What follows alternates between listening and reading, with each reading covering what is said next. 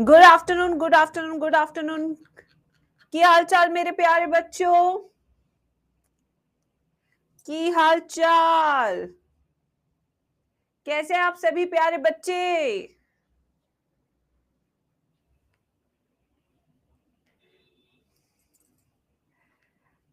Yes, बढ़िया। आज कैसी रही सारी क्लासेस? अब एक क्लास और बची है जिसका नाम है biology. Physics done, chemistry done, अभी बारी है बायो की।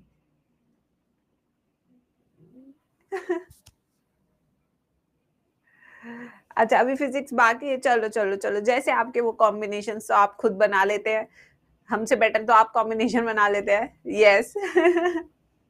चलिए, very nice very nice very nice. तो बच्चों, आज हम बहुत अमेजिंग चैप्टर शुरू करने वाले हैं, पूरे जोश के साथ शुरू करने वाले हैं और आज की क्लास आपकी बहुत शानदार होने वाली है। जैसे कि मैं बता दूं अपने प्यारे बच्चों को, सबसे पहले हम क्या करते हैं, हम पहले डिटेल में पढ़ते हैं। ठीक है, यस, पूरा हम डिटेल में पढ़ते हैं। फिर डिटेल में पढ़ने के बाद मैं एनसीईआरटी पढ़ाती हूँ। फिर मैं आपको कुछ होमवर्क भी देती हूँ। यस, क्लासेस में आपको काफी सारे होमवर्क भी मिलते हैं।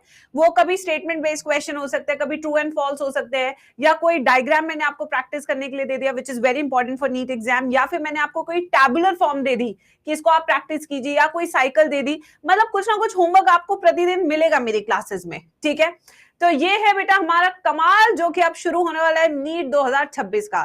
ठीक है, चले स्टार्ट करें फिर। तो ये एक ऐसे चैप्टर हम करने वाले हैं, मॉर्फोलॉजी इन फ्लावरिंग प्लांट, जिससे आप एक्सपेक्ट कर सकते हैं 4 से 5 क्वेश्चन नीट एग्जाम में। कितने क्वेश्चंस एक्सपेक्ट कर सकते हैं बच्चों आप इस चैप्टर से? 4 से 5 क्वेश्चंस आप नीट एग्जाम में एक्सपेक्ट कर सकते हैं। ठीक है, 4 से 5 क्वेश्चन का मतलब है कि मान लीजिए इंटू 4, 16 से 20 मार्क्स का ये चैप्टर हो जाता है। ये चैप्टर इंपॉर्टेंट क्यों है, इसका मैं रीजन बताती हूँ तुम्हें। ये चैप्टर इसलिए इंपॉर्टेंट है क्योंकि ये एनसीईआरटी बेस्ड है और ये अगर देखा जाए तो एग्जाम्पल बेस्ड क्वेश्चन इसमें बहुत बनते हैं। ठीक है बच्चों, तो यानी कि यहाँ पे आपको केवल एनसीईआरटी अच्छे से पढ़नी है। Very important. आपको मॉड्यूल दिखेंगे, आपको बहुत सारे कोचिंग के दिखेंगे, बेटा इतना एक्स्ट्रा पढ़ने की जरूरत नहीं है। इस टाइम पे आपको एक्स्ट्रा नहीं, बल्कि वो चाहिए जो आपको सिलेक्शन दे सके। I hope you do understand. जो 11th के बैचेस होते हैं, देखो उनके पास तो हमारे पास पूरा साल होता है, 11th 12th अलग अलग पढ़ाना है। अब तुम बच्चे हो जिन्हें 11th 12th एक साल में पढ़ाना है, तो यहाँ पे हमारी सिलेक्टिव लर्निंग होती है। अब 11th के बैचेस में तो कितना ही ज्ञान दे दो, इस चैप्टर को पढ़ाने के लिए 10 क्लास मिलता है, यहाँ पे हमें 4 से 5 क्लास मिलता है। तो अब हमें भी बहुत ज्यादा अच्छे से वो कंटेंट देना पड़ता है बच्चों को कि जहां से आपके क्वेश्चन सारे बन जाए। ठीक है, चलिए अब आते हैं, चैप्टर शुरू करते हैं। हेडिंग लिख ली सब प्यारे बच्चों ने? जल्दी से बताएंगे सब चैट सेक्शन में। मैम थोड़ा बाहर तो जाएंगी ही ना? हाँ हाँ गुरुबाज, इतनी तो हम आदत से मजबूर है ना बेटा। इतना तो हम आदत से मजबूर है।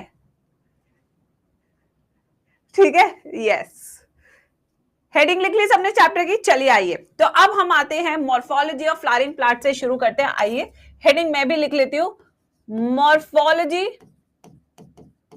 Of flowering plants. तो सबसे पहले इस चैप्टर के नाम का मतलब समझ लेते हैं मेरे प्यारे बच्चों, आगे बढ़ने से पहले। ठीक है, तो यहां पे मॉर्फोलॉजी का मतलब क्या है? What is the meaning of morphology? जो देख के ही पसंद आ जाए।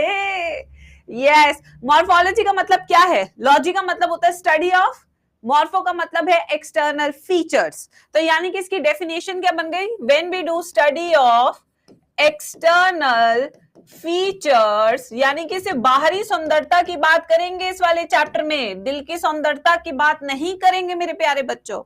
सो यहाँ पे study of external features is called as morphology. ठीक है, फिर यहाँ पे फ्लावरिंग प्लांट्स, इस फ्लावरिंग प्लांट से पता लग जाता है कि जो चीज हम इस चैप्टर में पढ़ने वाले हैं वो क्या है, वो डिवीजन कौन सा है मेरे बच्चों? वो है हमारा एंजियोस्पर्म्स। यानी कि इस चैप्टर में केवल और केवल हम एंजियोस्पर्म्स को ही पढ़ने वाले हैं। इस चैप्टर में ना ही हम जिम्नोस्पर्म की बात करेंगे, ना ही ब्रायोफाइट्स की बात करेंगे, ना ही आल्गी की बात करेंगे, और ना ही टेरिडोफाइट्स की बात करेंगे।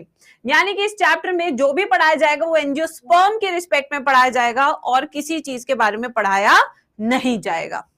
ठीक है मेरे बच्चों, चलिए अब आगे चलते हैं। तो ये हो गया स्टडी ऑफ एक्सटर्नल फीचर्स, ये हो गए हमारे एंजियोस्पर्म्स। अब आते हैं बच्चों एंजियोस्पर्म्स। अब यहाँ पे थोड़ा सा बैक स्टोरी यानी कि एम्ब्रियोनिक डेवलपमेंट से ये चैप्टर मैं शुरू करूंगी बच्चों। आप कहेंगे मैम यहां से ये चैप्टर क्यों शुरू हो रहा है, पहले तो ये बताइए हमें क्यों शुरू हो रहा है मैम यहां से हमारा चैप्टर ये। चलिए मैं आपको बताती हूँ, ये चैप्टर बेटा यहां से इसलिए शुरू हो रहा है क्योंकि इस चैप्टर में ना कुछ कुछ टर्म्स दिए हुए हैं एनसीईआरटी ने, जैसे रेडिकल, जैसे प्लिम्यूल। अगर मैंने तुम्हें ये नहीं समझाया तो मेरे बच्चा पार्टी चैप्टर को नहीं समझ पाएगी, वो सिर्फ रटेगी। तो मैं नहीं चाहती कि आप रटे, मैं चाहती हूँ कि आप समझे चीजों को, ठीक है। तो इसलिए हमें अगर 10-15 मिनट थोड़ा सा बैक स्टोरी पे भी जाना पड़े तो समझ लेते हैं यार क्या हो गया, है ना। चलो आ जाओ। तो बेटा बैक स्टोरी कहां से शुरू होती है, इसके एम्ब्रियोनिक डेवलपमेंट से, यानी कि प्लांट के एम्ब्रियोनिक डेवलपमेंट से ये बैक स्टोरी शुरू होती है। हमारे पास दो तरह के प्लांट्स मिलते हैं एंजियोस्पर्म्स में। कोई बता सकता है वो दो तरह के कैसे होते हैं? एक मैं स्ट्रक्चर बना देती हूँ यहाँ पे, तुम देखकर बताने की कोशिश करना, ठीक है। ज्यादा परेशान मत हो, देख के बताने की कोशिश करना। एक है हमारा कुछ इस तरीके से, जिसके पास दो कॉटिलेडन्स होते हैं, जिसके पास दो न्यूट्रिएंट रिजर्वॉयर होते हैं, ठीक है, यानी कि दो सोर्स ऑफ न्यूट्रिशन है इसके पास। ये होता हमारा डाइकोटिलेडनस, ठीक है। फिर आते हैं तुम जैसे प्यारे बच्चे, यानी कि हम यहाँ पे बात करेंगे तुम जैसे प्यारे बच्चों की, यानी कि यहां हम बात कर रहे हैं किसकी? मोनोकॉट्स की। तो ये कुछ मोनोकॉटिलेडनस है जिसके पास एक ही कॉटिलेडन है, जो ग्रासेस के केस में हम स्क्यूटेलम कहते हैं। इसका जो दूसरा पार्टनर है वो रूडिमेंट्री हो चुका है, उसका कुछ काम था नहीं तो भगवान ने कहा जब काम है ही नहीं है तो हटाइए इसको, ठीक है। तो वो रूडिमेंट्री हो चुका है। और ये वाला हमारा क्या है? डाइकॉट, ठीक है। तो सबसे पहले डायग्राम देख के बताइए कौन कैसा है। तो ये है, हम डाइकॉट सीड के बारे में बात कर रहे हैं यहाँ पे, डाइकॉट सीड यानी कि दो कॉटिलेडन, और यहां पे हम बात करें एक कॉटिलेडन वाले यानी कि मोनोकॉट सीड की बात कर रहे हैं। अगर देखा जाए तो एवोल्यूशनरी एडवांस कौन सा मेरे बच्चों? जो अकेला रहना सीख चुका है। Yes guys, you are more advance than me because तुम अकेले रहना सीख चुके हो।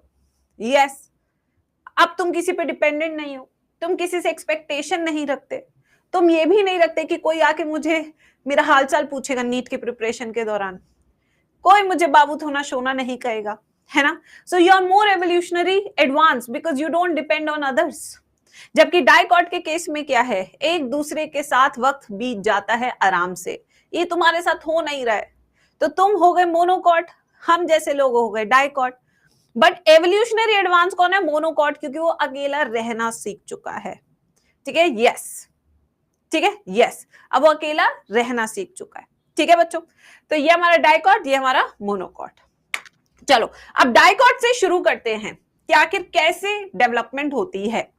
देखो बेटा, कॉटिलेडन के ऊपर एक छोटी सी पूंछ निकल के आती है, ये देखिए, ये कॉटिलेडन के ऊपर है, ये कॉटिलेडन के नीचे है। पहले तो इसका नाम मैं समझाती हूँ आपको, कैसे नाम देखना है। देखो रटने की बिल्कुल जरूरत नहीं है, इतना शानदार है ना बॉटनी कि इसमें रटने की जरूरत ही नहीं होती, बस समझने की जरूरत होती है।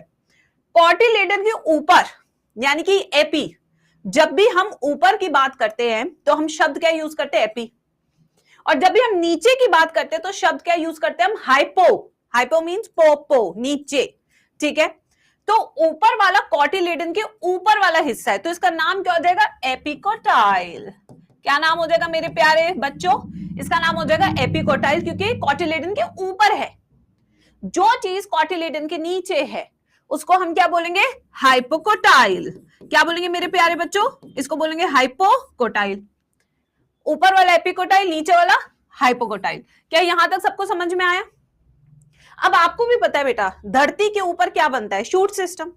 धरती के नीचे क्या बनता है? Root system. इतना तो हमने देखा ही है, बचपन से पौधों को देखकर आ रहे हैं, ठीक है। अब यहां पे हाइपोकोटाइल एक स्ट्रक्चर बनाता है, एम्ब्रियोनिक स्ट्रक्चर। ये जो हाइपोकोटाइल एक एम्ब्रियोनिक स्ट्रक्चर बनाता है जिसका नाम होता है रेडिकल। क्या नाम होता है मेरे बच्चों उसका? मैम के साथ बोलिए, उसका नाम होता है रेडिकल। क्या नाम होता है? रेडिकल। ये वो रेडिकल है जो र से रूठी हुई बेगम, र से रेडिकल और र से रूट सिस्टम बनाता है, ठीक है। तो यही radicle give rise to what? The plant root system. तो अगर नीट में क्वेश्चन आ रहा है कि भाई रूट सिस्टम आखिर बनता किससे है, तो मेरे बच्चों का आंसर क्या होगा? मेरे बच्चों का आंसर होगा रेडिकल वो हिस्सा है जिससे रूट सिस्टम का निर्माण होता है, जिससे पूरा रूट सिस्टम बनता है। और ये जो रेडिकल है ये किससे बनता है? हाइपोकोटाइल से। ऐसे ही कॉटिलेडन के ऊपर, पहले इन दोनों की मैं लेबलिंग कर देती हूं। ये हमारे कॉटिलेडन्स, कॉटिलेडन्स। इन कॉटिलेडन्स के ऊपर एपिकोटाइल है जिससे पारो आती है। पारो का नाम क्या है? प्लिम्यूल। प्लिम्यूल, प्लिम्यूल। ये एपिकोटाइल प्लिम्यूल बनाता है और इस प्लिम्यूल से निर्माण होता है हमारे पूरे प्लांट के शूट सिस्टम का। किसका निर्माण होता है? पूरे शूट सिस्टम का। तो अगर मुझे स्टेम बनाना है तो किससे बनेगा? प्लिम्यूल से, रेडिकल से? बताओ जल्दी से आंसर चैट सेक्शन में सबके सब। जितना क्लास में लिखोगे, जितना मेरे साथ जवाब दोगे, जितना इंटरैक्टिव होगे, क्लास में याद करके जाओगे, मेरी गारंटी है।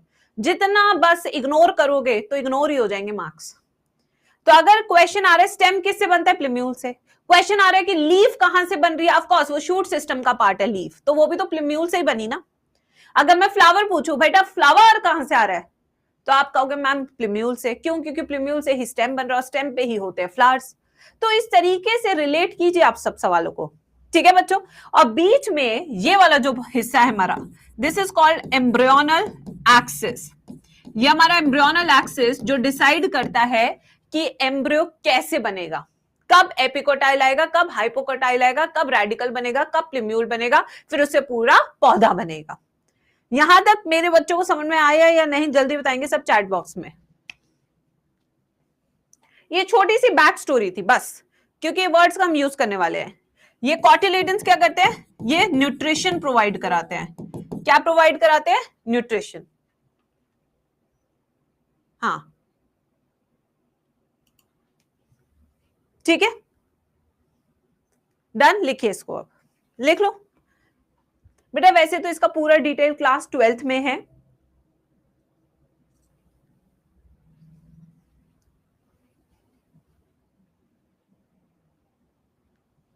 लिख लो इसको।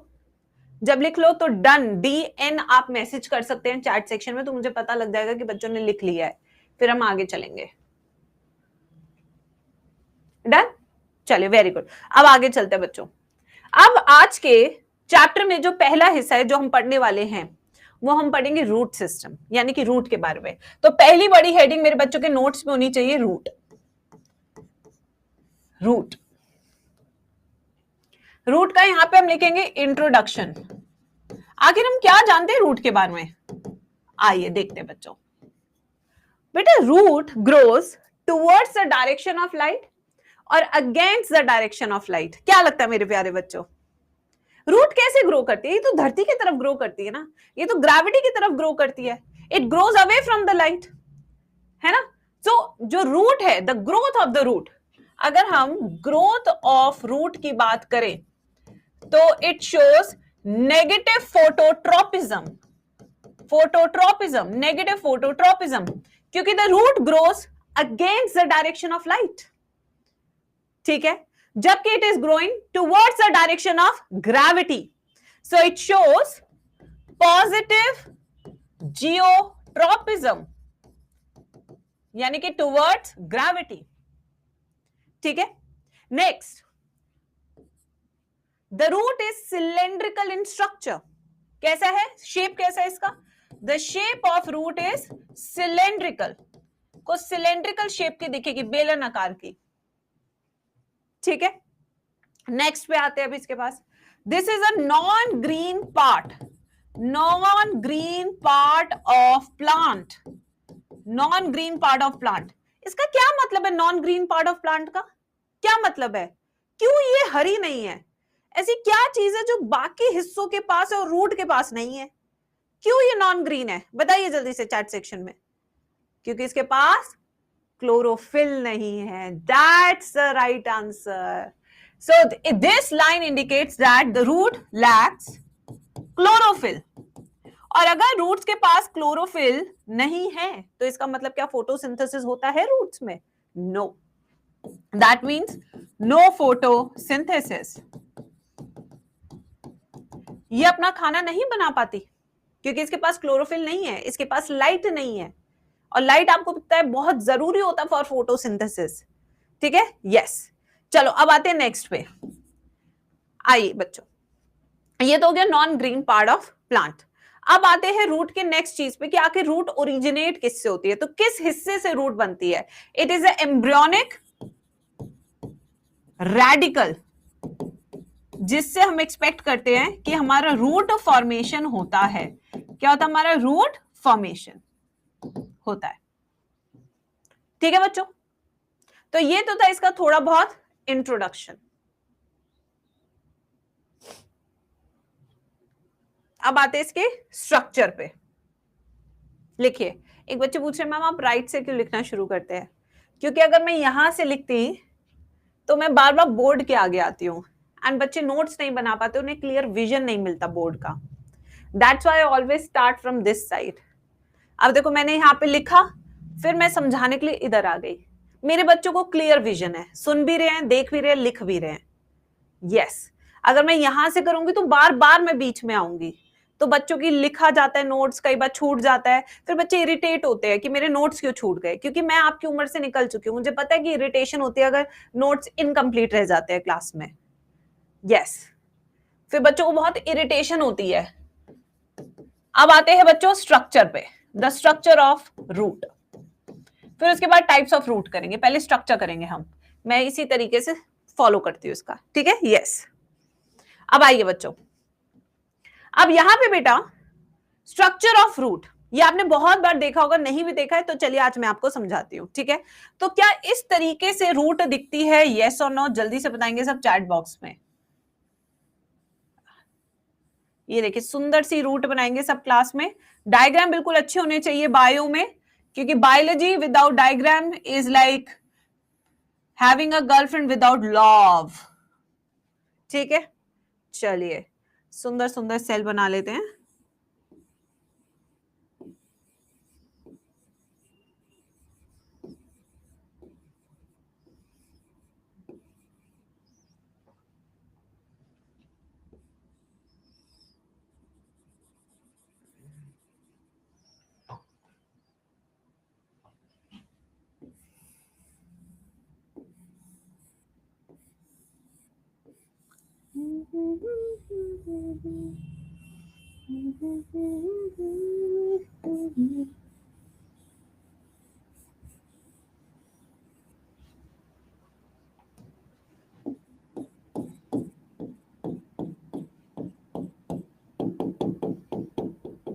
ये सारे लिविंग सेल्स है, तो इसलिए न्यूक्लियस बनाएंगे सब बच्चे।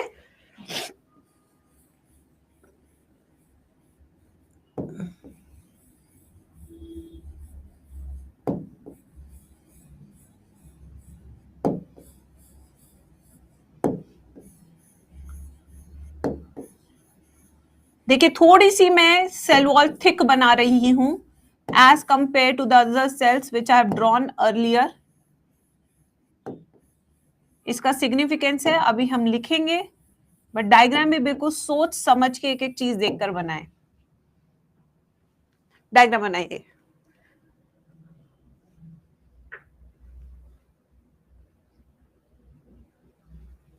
Draw the diagram guys.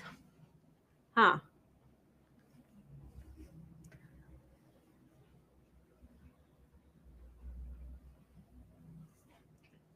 अभी बिल्कुल चैट्स में एक्टिव मत रहिए, जब मैम पूछेंगे सवाल तब रहिए।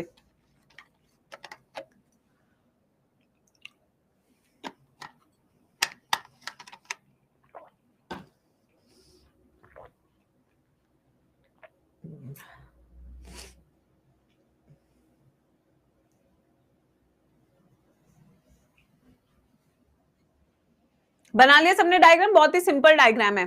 सो this is a structure of root. अगर रूट के बारे में बात किया जाए तो this part is called as base of root. ये वाले हिस्से को क्या कहते हैं, बेस ऑफ रूट। जो चौड़ा वाला हिस्सा आपको दिख रहा है ऊपर का, इसे कहते हैं बेस ऑफ रूट। जबकि जो तिकोना हिस्सा आपको नीचे वाला दिख रहा है, this is called as apex of root. इस हिस्से को क्या कहते हैं बच्चों, एपेक्स ऑफ रूट। ठीक है, अगर नीचे से स्टार्ट की जाए इसकी लेबलिंग, तो सबसे पहले आपको रेड कलर का स्ट्रक्चर दिख रहा है which is called as root cap. Root cap आपको देखने को मिलती है टेरेस्ट्रियल प्लांट्स में। कौन से प्लांट्स में? जो धरती पे उगने वाले प्लांट्स हैं उनमें आपको रूट कैप देखने को मिलती है, जिसका काम होता है प्रोटेक्शन ऑफ रूट्स। ठीक है, जो एपेक्स होता है रूट का उसको प्रोटेक्ट करना, टिप ऑफ रूट को प्रोटेक्ट करना।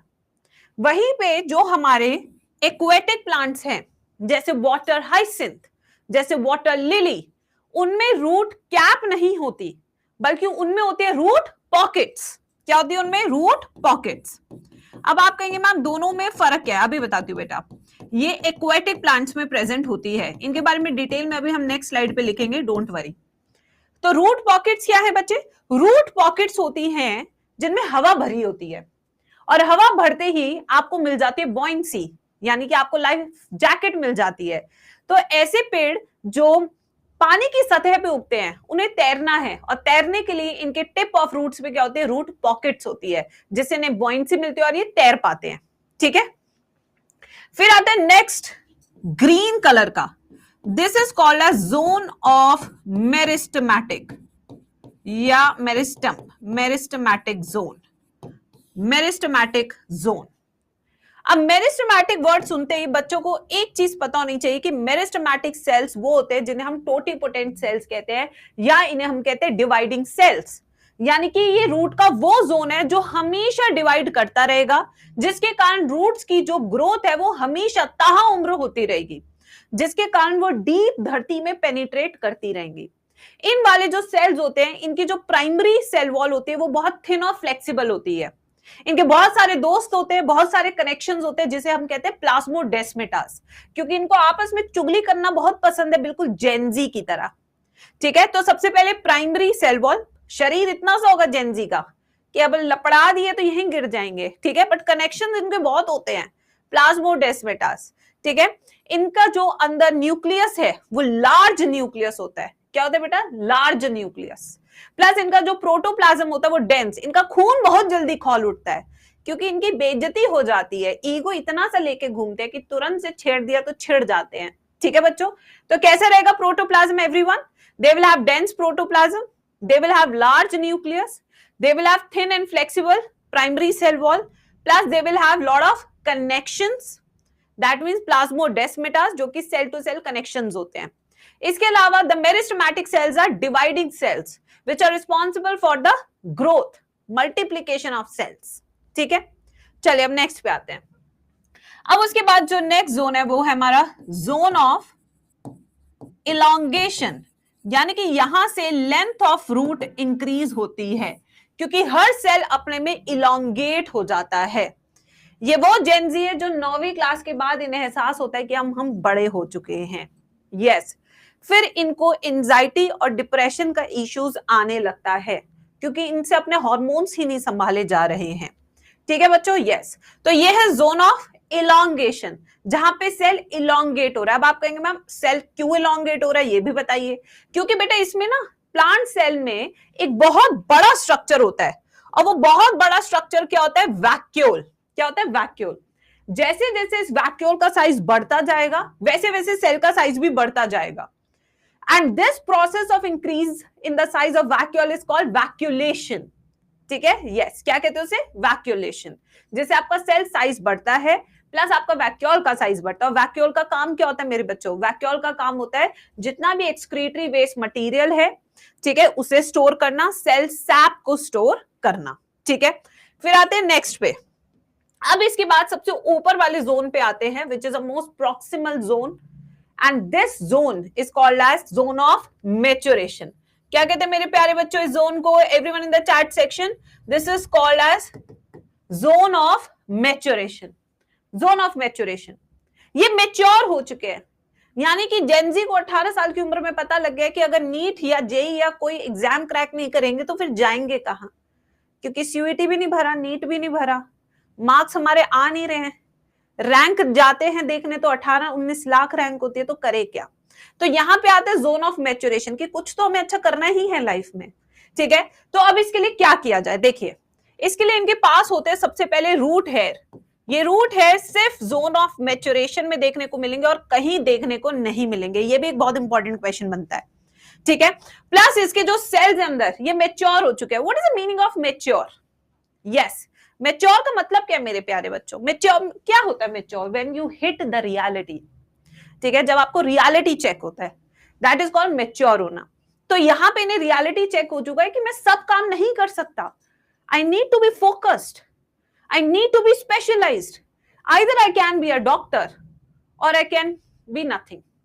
या तो मैं स्पेशलाइजेशन ले लूं, जैसे एक एमबीबीएस है, अब एमबीबीएस एक normal MBBS is called physician, but अगर आप सर्जन बन जाते हैं तो उसके बाद आप सर्जन कहलाते हैं, आप डर्मेटोलॉजिस्ट कहलाते हैं, है ना बच्चे? तो स्पेशलाइजेशन इज वेरी इंपॉर्टेंट। तो यहाँ के सेल्स डिवाइड नहीं करते बल्कि ये अपने आप को स्पेशलाइज करते हैं, they spend their energy in specialisation rather than division. तो इनकी जो सेल वॉल आप देखेंगे वो थिक हो चुके हैं क्योंकि स्पेशलाइज हो चुके हैं, है ना बच्चे? स्पेशलाइज हो चुके हैं ये, तो इनकी सेल वॉल थिक हो चुकी है। Now they know their function, इनका काम क्या हो सकता है? जैसे स्टोरेज करना या मिनरल एब्जॉर्प्शन कराना, ये सब काम हो सकते हैं, ठीक है बच्चों? So this is called as zone of maturation. पहले बताओ ये तीनों चारों चीजें समझ आई या नहीं आई? एक बार जल्दी से क्लास में सब रिवाइज करेंगे, कम ऑन गाइस। तो सबसे पहले एपेक्स पार्ट, ये अगर ये प्रॉक्सिमल है तो ये डिस्टल हो गया ना, दूर हो गया ये। सबसे पहले एपेक्स के पास कौन सा पार्ट है? चलिए everyone in the chat section, apex से स्टार्ट कर रहे हैं। सबसे पहले क्या है? रूट कैप और रूट पॉकेट। रूट पॉकेट कहां मिलेगी? एक्वेटिक प्लांट्स में। रूट कैप कहां मिलेगी? टेरेस्ट्रियल प्लांट्स में। फिर ऊपर चलते हैं थोड़ा सा, this is called as zone of meristematic. ये वो जोन है जहां पे the cells are actively dividing, this is your Gen Z. फिर इसके बाद आता है zone of elongation, when they are elongating because of vacuolation. फिर उसके बाद सबसे ऊपर कौन सा आता है? जोन ऑफ मैच्योरेशन, जहां पे सेल्स डिवाइड ना करके अपनी एनर्जी कहां इन्वेस्ट करते हैं मेरे प्यारे बच्चों? यस, कहां इन्वेस्ट करते हैं? यस, कहां इन्वेस्ट कर रहे हैं बच्चों? ये इन्वेस्ट कर रहे हैं स्पेशलाइजेशन में, ये इन्वेस्ट कर रहे हैं अपनी एनर्जी किस में? मैच्योरेशन में, to perform one function but with full focus, that is the thing, ठीक है बच्चों? चलिए अब मैं इसके बारे में सब कुछ लिखवाती हूँ। अगर डायग्राम आपने बना लिया तो जल्दी बता दीजिए, फिर मैं इसके नोट्स लिखवाती हूँ। लिखवाना शुरू करूं नोट्स? चलिए, तो सबसे पहले हम स्टार्ट करेंगे रूट कैप से। ना root cap covers tip of root for per se protection, for protection, ठीक है? Plus the root cap is made up of parenchymatous cells. कौन से सेल्स होते हैं यहां पे? Parenchymatous cells. ये भी स्पेशलाइज्ड सेल्स होते हैं पैरेन्काइमेटस सेल्स, मैं बता दूं आपको, ठीक है? Found in terrestrial plants. The next we have root pocket. Aquatic plants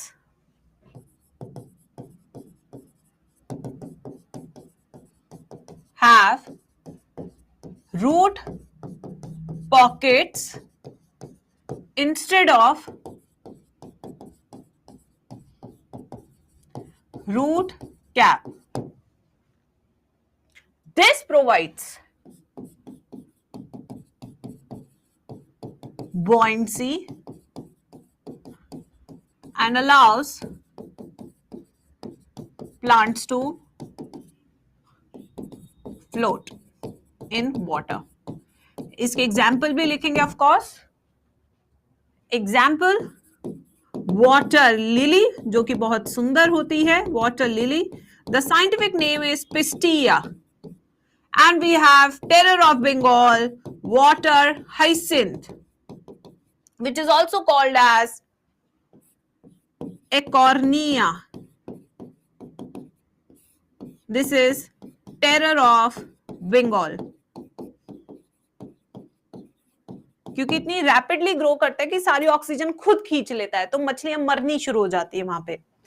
फिर आते हैं नेक्स्ट जोन में। The next zone we have is meristematic zone. नाम से पता लग रहा है this zone contains what? Meristematic cells, ठीक है?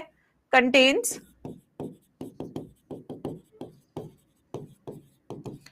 Meristematic cells. क्या होते हैं मेरिस्टेमेटिक सेल्स? कैसे होते हैं meristematic cells? These are dividing और टोटिपोटेंट सेल्स. कैसे होते हैं ये? Dividing totipotent cells, stem cells जिन्हें आप कह सकते हो. तो इस जोन के जो सेल्स हैं meristematic cells, these are dividing cells. पहली खासियत. दूसरी खासियत क्या थी? They have dense protoplasm. तीसरी खासियत क्या लिखी एनसीईआरटी ने? They have large nucleus.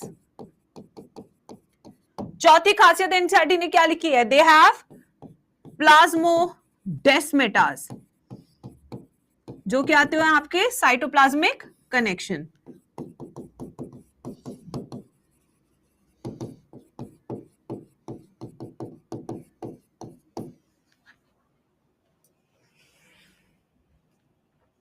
And इनकी सेल वॉल कैसी बताई थी मैम ने? They have thin and flexible cell wall. सारे points covered. Now coming to the next zone, which is zone of elongation. Cells elongate due to increase in size of vacuole. Overall growth of root.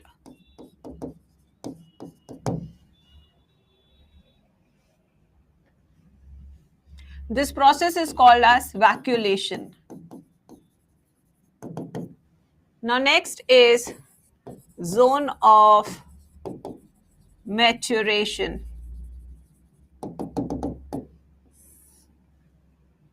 Zone of maturation, they have first thing root hair. सिर्फ इसी zone के पास root hair होते हैं, जैसे कि मैं आपको बार बार बता रही हूं. क्या फंक्शन है इनका? फंक्शन होता है to increase surface area for absorption of water and minerals. Next, cells are now differentiated or specialized to perform specific function.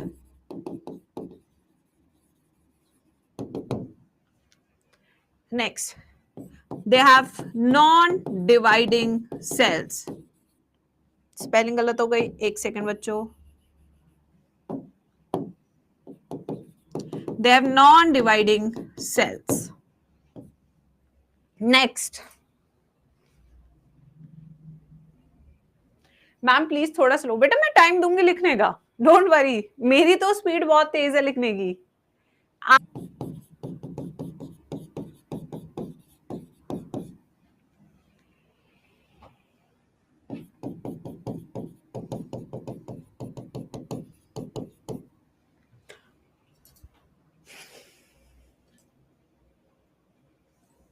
अब सही है?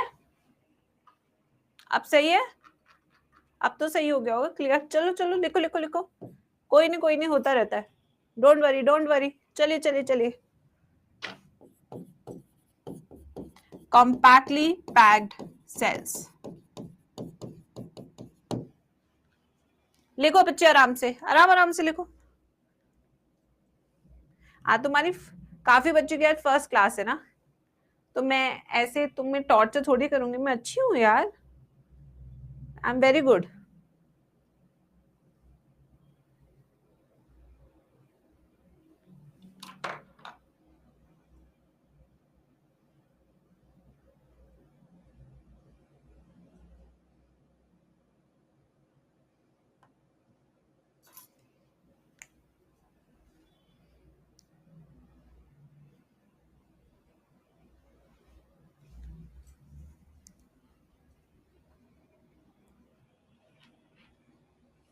माइकोराइजा में एब्सेंट होती है रूट कैप, जिनके पास माइकोराइजा होता है, पाइनस।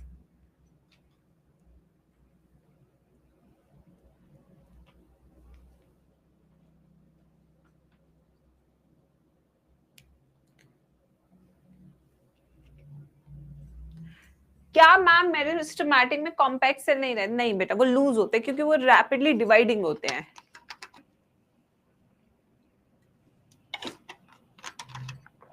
जितने बड़े स्कूल्स होते हैं क्या उतने बड़े ऑफिसेज होते हैं? नहीं। एक क्लास में 50 बच्चे बिठा के पढ़ाते हैं, ऑफिसेज में ऐसे थोड़ी होता है। बिठा देते हैं, ये तुम्हारा कॉर्नर है, बैठो जरा, जगह कम होती जाती है।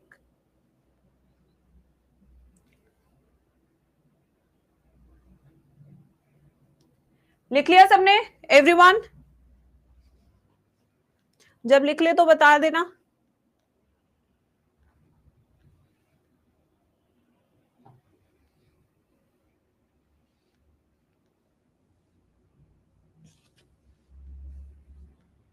डन?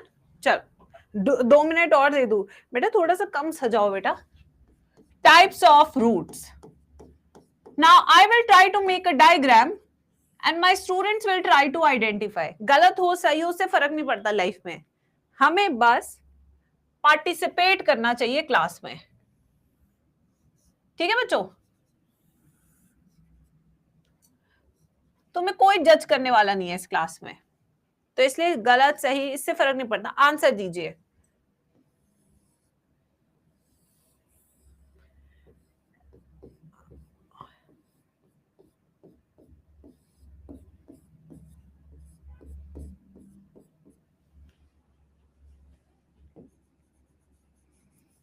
ये पहली टाइप ऑफ रूट है जो कि डाइकॉट्स में देखने को मिलती है, जो कि रेडिकल से बनती है। ठीक है?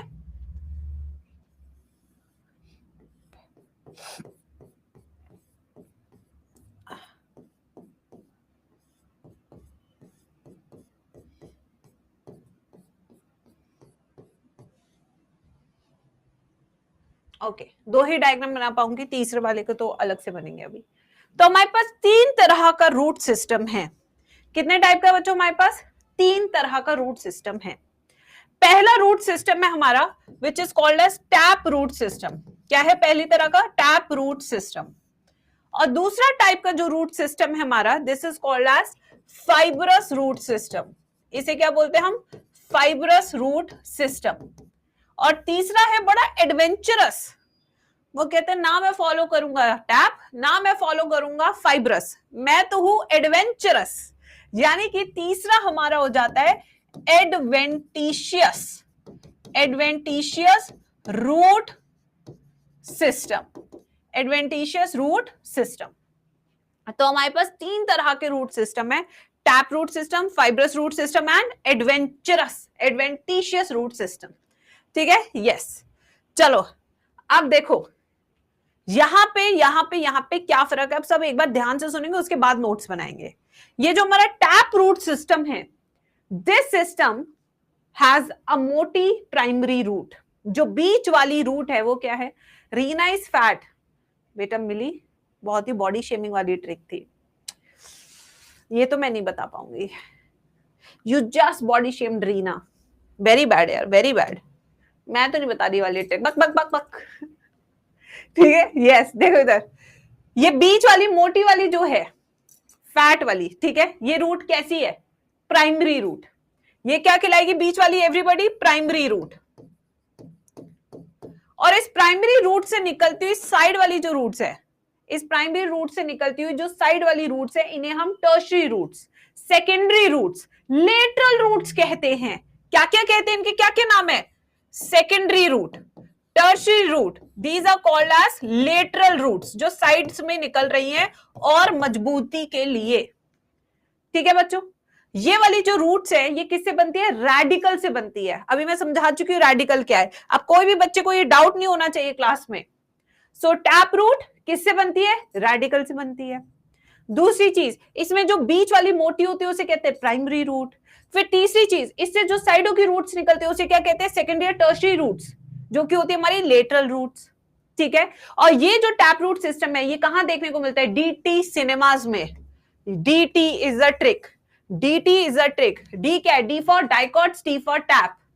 जितने भी हमारे डाइकॉट प्लांट्स हैं उन सब में, जैसे मैंगो, मैंगो में कौन सी रूट देखने को मिलेगी? टैप रूट, डाइकॉट है वो। ठीक है बच्चों। अब आते हैं नेक्स्ट पे, फाइब्रस रूट। इसमें जो प्राइमरी रूट होती है, जो रेडिकल से बनती है, वो शॉर्ट लिव्ड होती है एंड वो रूट को रिप्लेस कर देते हैं बहुत सारे फाइबर्स, बहुत सारे बिखरे हुए, ठीक है, फाइबर्स रिप्लेस कर देते हैं। तो पहले रेडिकल से क्या बनी? Primary root. प्राइमरी रूट मर गई और मरने के बाद उसे रिप्लेस किया बहुत सारे फाइबर्स ने। This type of root is called as fibrous root system and this you see in case of FM radio. FM radio क्या है? Fibrous root system is seen in case of monocots like grasses, like maize, like wheat. ठीक है। अब आते हैं तीसरा, adventurous यानी कि एडवेंटिशियस रूट सिस्टम। ये रेडिकल से बनती ही नहीं है। These are the roots which are formed from parts other than radical. Radical के अलावा किसी भी पार्ट से रूट बनेगी तो उसको एडवेंटिशियस रूट कहेंगे।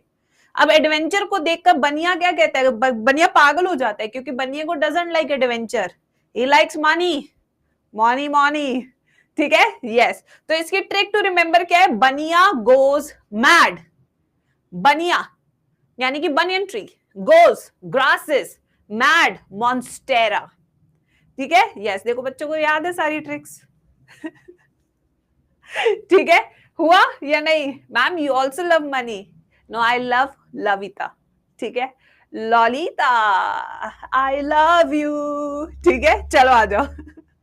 तो अब एक बार समझ लिया है, इसको एक बार लिखकर रिवाइज कर लेते हैं फिर से क्लास में। चलिए बच्चों, so tap root system, when roots originate from radical as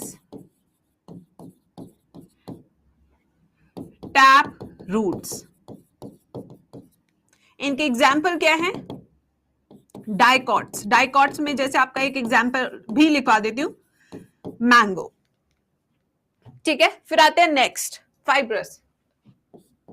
here primary root which originates from radical is short-lived and replaced by lot of fibers. This type of system form fibrous roots. An example is monocots. Monocots में एक example ले लेते, grasses. आप चाहे तो आज अपने खेत में जाके देख भी सकते हैं, घास को उखाड़ लेना, दिख जाएगी। Adventitious, when roots are formed from parts other than radicle. Example, बनिया गोज मैड। ट्रिक भी लिख रही हूं, बनियन ट्री। कौन कौन सी होती है इसमें अभी मैं मॉडिफिकेशंस भी कराऊंगी। ठीक है, गोज माने ग्रासेस, मैड माने मॉन्स्टेरा।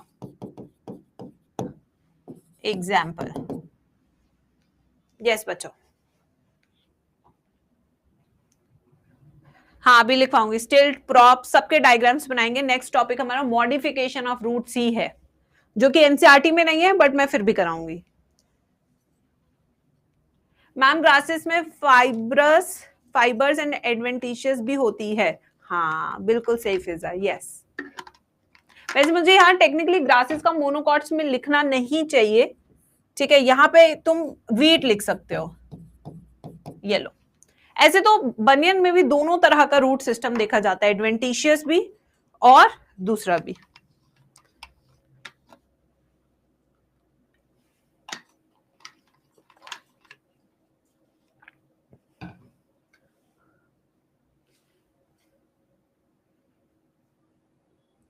चले भाई आगे चला जाए मेरे प्यारे बच्चों। अब मैं फिर से कुछ डायग्राम्स बनाती हूँ तुम पहचानना, ठीक है। हाँ बिल्कुल, ग्रासेस फाइब्रस भी होती है, बिल्कुल सही। अब आते हैं नेक्स्ट हेडिंग लिखेंगे यहां पे, modification of roots, modification of roots. चलिए बच्चे, तो हमें 4 तरह के एग्जाम्पल करने हैं इसमें, ठीक है। चलिए आइए डायग्राम बनाते हैं। ये एक बड़ा सा पेड़ है जिसे हम बड़ का पेड़ कहते हैं, और इसकी बहुत सारी रूट्स ऐसे निकल रही होती है। अगर आप देखेंगे ऐसे, जो जमीन में जा जाके धस जाती है। ये बहुत पुराना पेड़ भी होता है, चुड़ैलिया पेड़ भी कहलाते हैं इसे, ठीक है। यस, फिर आते एक और पेड़ के बारे में बात करते हैं, ठीक है। आ जाओ, ये हमारा एक और पेड़ है। ये थोड़ा सा दलदल के पास उगता है, इसकी रूट्स कुछ ऊपर की तरफ निकल जाती हैं इस तरीके से, ठीक है, ठीक है। फिर आते एक और एग्जांपल देखते हैं। चलो, ये हमारा गन्ना है, शुगर केन, ये हमारा शुगर केन है, इस तरीके से गन्ना इतना लंबा होता है। गन्ना शुगर केन, फाइब्रस रूट रहेगी इसकी, क्योंकि मोनोकॉट होता है। ये इतना लंबा होता है कि इसे बेटा और सपोर्ट की जरूरत होती है। ये देखिए, इसमें इस तरीके से रूट्स निकलती हैं, ठीक है। फिर एक और लेते हैं। यस, ये हमारी ओके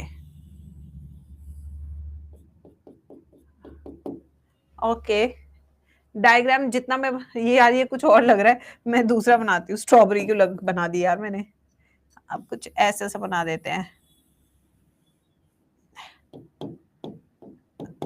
चलो पहचानो ठीक है, पहचानने की कोशिश करो भाई। तो पहला जो चुड़ैलिया पेड़ टाइप्स जो आपको दिख रहा है, ये जो रूट्स है जो स्टेम से निकल रही है, इसकी ब्रांचेस से निकल रही है, ये क्या बच्चों, दीज आर प्रॉप रूट्स। ये कौन सी रूट्स है हमारी, प्रॉप रूट्स, जो इसकी ब्रांचेस से निकल रही है, ऊपर से निकल रही है ना कि नीचे से, ठीक है। This you see in case of banyan tree, ये कहां देखने को मिलेगी, बनियन ट्री। फिर नीट का यहाँ पे पीवाईक्यू क्वेश्चन कर लेते हैं। सबसे पहले ये ट्री कहां पे ग्रो कर रहा है, मार्शी एरियाज में। ये आपको कहां मिलेगा, मार्शी, मार्शी मींस दलदल के पास, ठीक है। इस प्लांट का नाम क्या है, राइजोफोरा। क्या नाम है इसका, राइजोफोरा। राइजोफोरा के केस में क्या होता है, इसकी जो रूट्स है वो वर्टिकली ऊपर निकल के आती है दलदल से। इन स्ट्रक्चर्स को हम क्या कहते हैं, न्यूमैटोफोर्स। क्या कहते हैं इनको, न्यूमैटोफोर्स। ये वो न्यूमैटोफोर्स है जो दलदल से निकल के आ रहे हो ऊपर।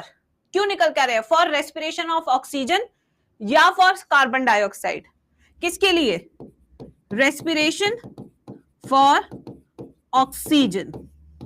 इन्हें ऑक्सीजन चाहिए ना कि कार्बन डाइऑक्साइड। ये चीज बच्चा कंफ्यूज कर देता है, क्योंकि उसे लगता है प्लांट के केस में तो कार्बन डाइऑक्साइड होता है, ऑक्सीजन होता ही नहीं है, ठीक है। फिर आते तीसरा, ये वाला शुगर केन को एक्स्ट्रा सपोर्ट की जरूरत है, तो ये जो एक्स्ट्रा रूट्स इसे चाहिए सपोर्ट के लिए, इन्हें कहते हैं स्टिल्ट रूट्स। क्या कहते हैं, स्टिल्ट रूट्स। स से याद रखना है, this use in case of sugarcane, जो इसके नोट से निकलती हैं और वापस धरती में धस जाती है, जिससे इसे एक्स्ट्रा सपोर्ट मिल सके, ठीक है। और ये लपड़गंजू क्या है, स्वीट पोटैटो, जिसके अंदर बहुत सारे विटामिन होते हैं। अगर आप स्वीट पोटैटो हफ्ते में एक बार खा रहे हैं तो आपकी विटामिन डेफिशिएंसी ओवरकम हो सकती है, ठीक है। तो यहां पे इसका काम क्या है, स्टोरेज ऑफ कार्ब्स।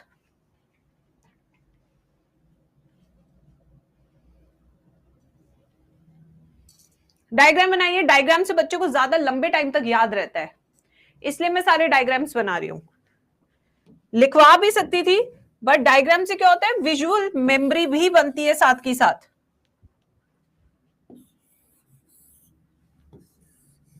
ये सारे आपके पीवाईक्यू शीट है, पीवाईक्यूज यहां से आपको देखने को मिलेंगे।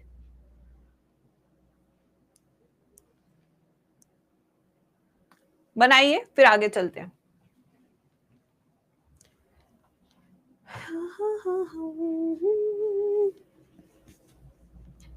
लास्ट वाला स्वीट पोटैटो बेटा, शकरकंदी भौज के खाते हैं, भून के मजा आता है, तो उसके ऊपर हल्का सा नींबू, चाट मसाला, और कुछ एक्सप्लेन करना है?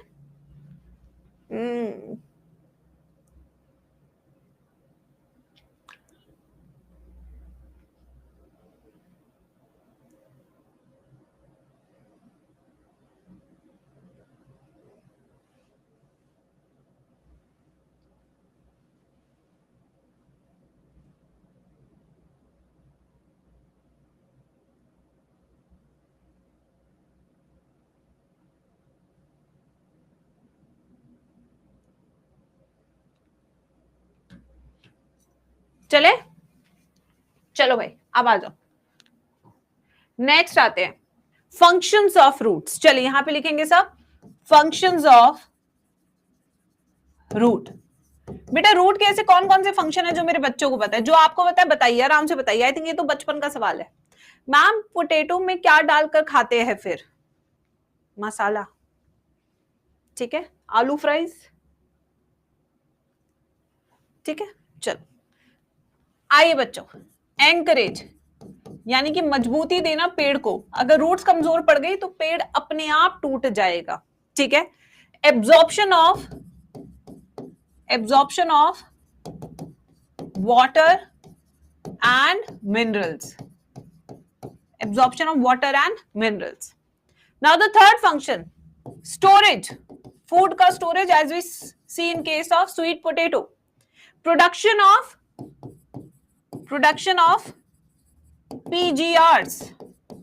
PGR क्या होता है? Plant growth regulators.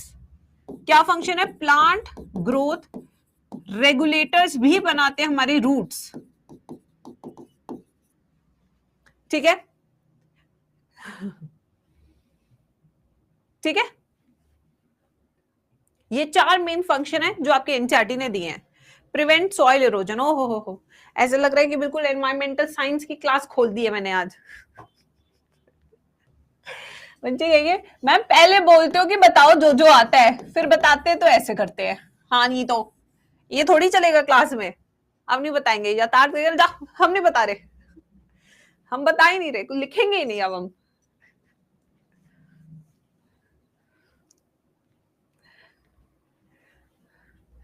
चलिए भाई, अब नेक्स्ट टॉपिक मैंने वहां पे लिख दिया stem. Originate from dash part of embryonal axis. पहला सवाल बच्चों के लिए, क्योंकि ये मैं पढ़ा चुकी तो अब बच्चे बता सकते हैं। Originates from dash part of embryonal axis, they show dash type of phototropism. खुद से बताने की कोशिश करो, मैं तो बता ही दूंगी। Dash geotropism.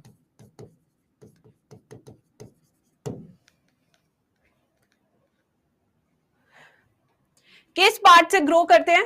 प्लिम्यूल part of embryonal axis. कौन सा पार्ट है वो? Plumule. And the stem grows towards the direction of light, यानी कि positive phototropism, and against the gravity negative geotropism. यहां तक सबको क्लियर? कोई भी किसी को टिन्नुक सा डाउट, टिनक टिनक सा डाउट होना नहीं चाहिए, इतना अच्छे से पढ़ाती हूं मैं, आई टेल यू। यस, चलिए अब आते हैं स्टेम बनाते हैं बच्चों।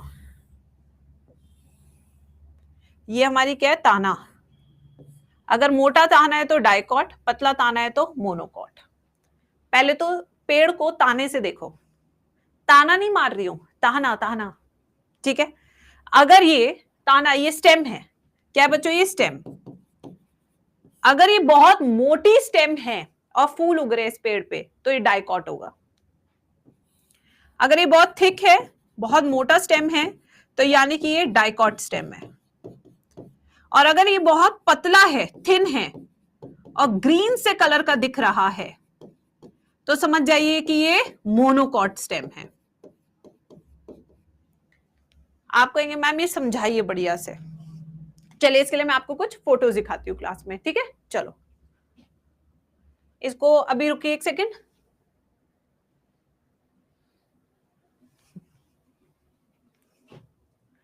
बेटा आप आज खुद से पहचान लेंगे, मैं आपको ऐसी ट्रिक बता रही हूं। आपको ना जो भी पेड़ दिखे आप खुद से बता दोगे, इतना आसान आपको ये लगेगा, ठीक है। चलो एक सेकेंड, फोटोज पे चलते हैं, इमेजेस।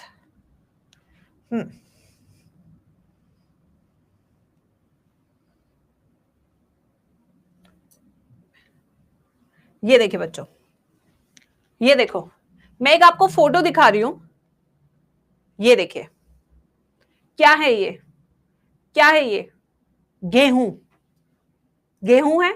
अब इसकी एक बार स्टेम देखिए आप, कैसी है, आप खुद से बता सकते हैं, पेड़ को देख के बता देंगे ये मोनोकॉट है डाइकॉट है।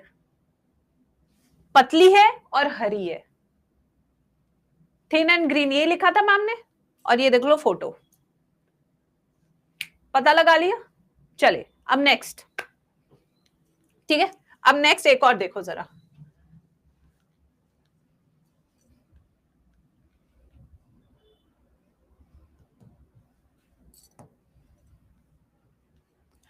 अब ये देखो, मौसम भी आ चुका है, देख भी लेते हैं। अरे यार, बकलौल फोटो देता है जब देता है, ये नहीं कि एक नॉर्मल सी फोटो दे दे, नहीं, बकलौल पंथी फोटोज में भी आजकल। अरे नहीं खरीदना हमको अल्फोंसो भाई, हम दिल्ली वालों को अच्छा आम नहीं मिलता है, मान लिए आपके जान लोगे क्या बिल्कुल ही।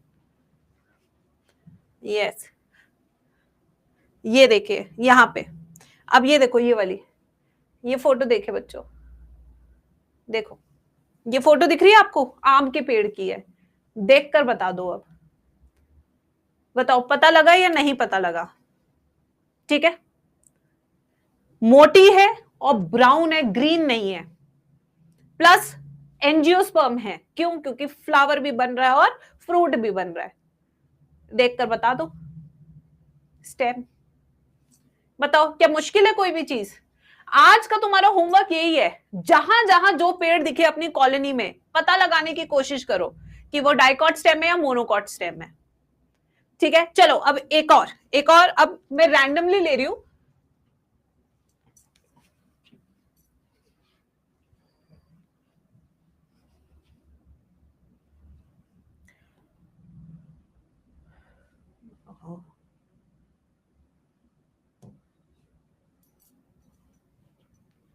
ओके बच्चों, यहां पे आपको दिख रहा है कड़ी पत्ते का पेड़, मैं इसको बड़ी फॉर्म में लेना चाहूंगी क्योंकि छोटा वाला तो आप नहीं बता पाएंगे।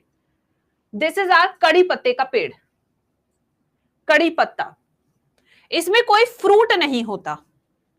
Guys, guys wait wait wait, guys wait, ये देखिए, दिस इज आर कड़ी पत्ता, इसमें कोई फ्रूट नहीं होता है, तो यानी कि ये जिम्नोस्पर्म है, एंजियोस्पर्म है, पहले तो ये बताओ।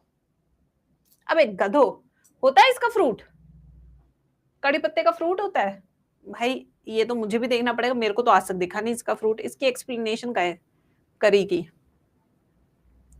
क्लासिफिकेशन का इसकी, ये देखो कैमरा की क्लासिफिकेशन देता है बेटा, अगर फ्रूट नहीं है, फ्लावर नहीं है, तो ये आपका जिम्नोस्पर्म में चला जाएगा, ये भी आपको ध्यान रखना है आज। ठीक है, यस, ये भी ध्यान में रखना है, ये नहीं कि अच्छा ये मोटा है तो एंजियो, अरे भाई फ्रूट भी तो आना चाहिए तभी तो एंजियोस्पर्म का होगा, ये भी ध्यान में देना है आपने। ठीक है, चलो, तो आई होप मैं आपको जो पॉइंट समझाना चाहती थी वो मैं समझा पाई। आप आराम से जाइए, देखिए खुद से, फ्लावरिंग प्लांट है तो एंजियोस्पर्म है, और एंजियोस्पर्म में अगर मोटा ताना है तो वो डाइकॉट है, पतला ताना है तो वो मोनोकॉट है। अब हाँ, अब कनक ने बड़ा सही सवाल पूछा है कि मैम आखिर मोटा पतला क्यों है, दिस इज अ क्वेश्चन। अब यही मैं आपको समझाने वाली थी, देखो बेटा ऐसा क्यों है, मैं आपको समझाती हूं। डाइकॉट, डाइकॉट में होती है सेकेंडरी ग्रोथ, यहां पे क्या होती है, सेकेंडरी ग्रोथ, तो सेकेंडरी ग्रोथ के कारण इसका जो स्टेम है वो बहुत मोटा हो जाता है। ठीक है बच्चों, और जबकि मोनोकॉट में नो सेकेंडरी ग्रोथ, इसके पास कोई सेकेंडरी ग्रोथ नहीं होती है, इसलिए इसका स्टेम हमेशा पतला और हरा रहता है।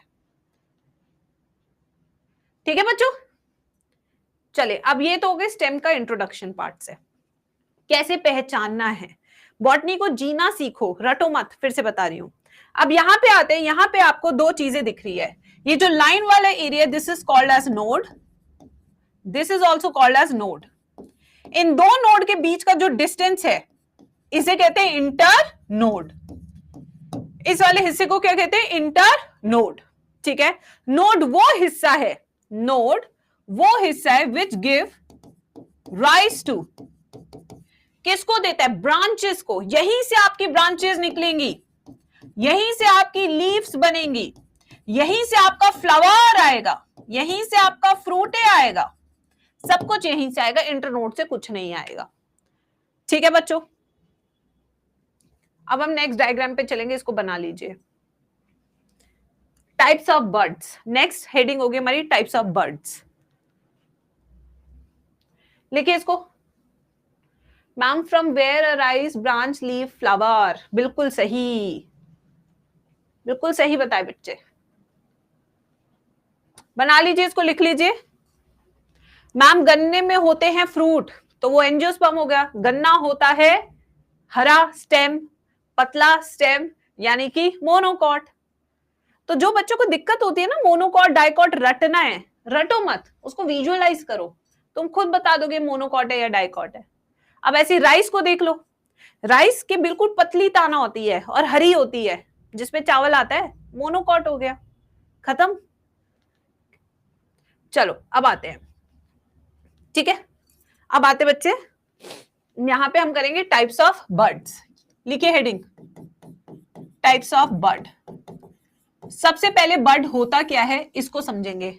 बर्ड है हमारा immature compact structure of shoot, यानी कि जब शूट बड़ी नहीं हुई है, वो छोटी सी फॉर्म में प्रेजेंट है, तो उसे बर्ड कहते हैं।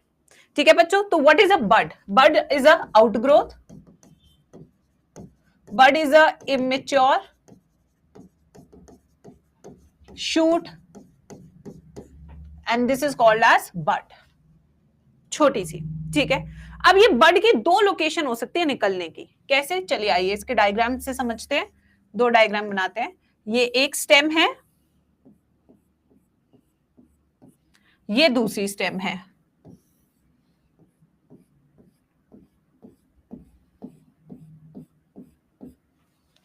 एक बर्ड एक एंगल पे आ रही है, ये देखिए इस तरीके से, एक एंगल पे, ये देखिए इस तरीके से, ये बर्ड है, और एक बर्ड आ रही है बिल्कुल यहां पे, ये देखिए, ये देखिए इस तरीके से। तो based on the location of bud we have two types of bud. जो एक एंगल पे बन रही है this is called as axillary bud, इसे क्या कहते हैं, एक्सिलरी बर्ड। जो बिल्कुल स्टेम के एपिकल पार्ट पे कोने पे बन रही है this is called as apical और टर्मिनल बर्ड, एपिकल और टर्मिनल बर्ड। ठीक है बच्चों, देखिए ये हो गए हमारी टाइप्स ऑफ बर्ड, तो इसकी एक्सप्लेनेशन भी लिख देते हैं। Here bud arises at an angle to stem called as axillary bud. Here bud arises at the terminal part of stem.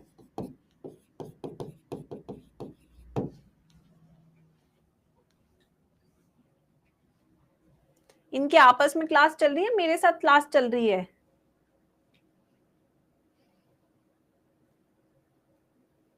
Ma'am भूख लग गई है तो क्या करूं, 1 घंटे की क्लास के बाद बाय बाय करके तुम्हारा सिलेबस कंप्लीट करा दूं, महीने तक एक ही चैप्टर पढ़ाऊं। मैं सिर्फ आज ही स्वीट हूं, कल से नहीं होंगी मैं बहुत पर्टिकुलर हूं अपने सिलेबस को लेके।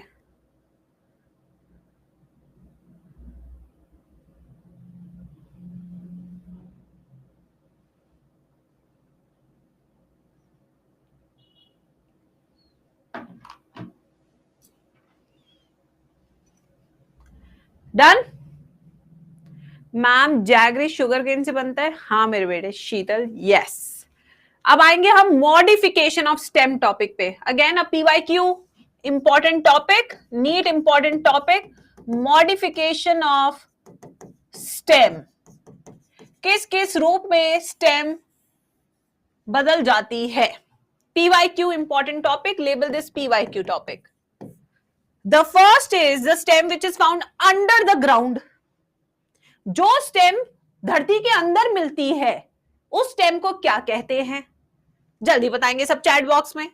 आई थिंक इसका नाम बहुत आसान है बच्चों जानना। बिल्कुल सही गुरनूर। जो स्टेम धरती के नीचे मिल रही है, ना कि ऊपर, टेक्निकली मिलनी चाहिए थी ऊपर बट मिल रही है धरती के नीचे, तो ऐसी स्टेम को क्या बोलेंगे? Underground stem. So our first category is underground stem. Underground stem. इसकी definition, when stem occurs underground। देख रहे हो कितना स्पून फीडिंग नोट्स लिखवा रही हूं मैं। अब इसमें बहुत सारे टाइप है, ठीक है बच्चे। First type stem, modified stem का है, इसमें a part rhizomes. Rhizome, rhizoid, rhizome अलग है या सेम है? राइजोइड्स, राइजोम सेम और डिफरेंट? राइजोइड्स किस में मिलते हैं, राइजोम किस में मिलते हैं? राइजोइड्स मिलते हैं ब्रायोफाइट्स में, root like structures, and rhizomes are modified stem. ठीक है, सेम सेम बट डिफरेंट। ये वर्ड्स बड़े कंफ्यूज करते हैं, इसलिए बार बार पूछूंगी आपसे, पूरी बॉटनी में पूछूंगी ये चीज मैं। So rhizome you find in case of ginger, turmeric, नहीं कॉस्मेटिक्स, ये है वीको टर्मरिक, एंड बनाना। फिर राइजोम के बाद आते हैं हमारे ट्यूबर्स। आई थिंक ट्यूबर्स का एग्जांपल तो सबको पता होगा। ट्यूबर्स, अरे भाई जिसके बिना तुम्हारा जीवन अधूरा है, पैदा होते बच्चे को खिलाना शुरू कर देते हैं हम। बल्ब्स, जिसके बिना पंजाबियों को खाना अधूरा है। ठीक है, उसके बाद कॉर्न, बड़ी टेस्टी सब्जी बनती है इसकी। ट्यूबर्स, ट्यूबर्स क्या होता है? Potato, Solanum tuberosum, potato. Bulb, पंजाबियों को खाना इसके बिना नहीं बनता। क्या है वो? जिंजर, जिंजर नहीं, गार्लिक, गार्लिक एंड अनियन एक जैसे ही दिखते हैं, छीलते रहो छीलते रहो। ठीक है, फिर उसके बाद कॉर्न, अरबी, घुइया के खेत में क्या है बच्चों? कॉर्न, कोलोकेसिया, अरबी।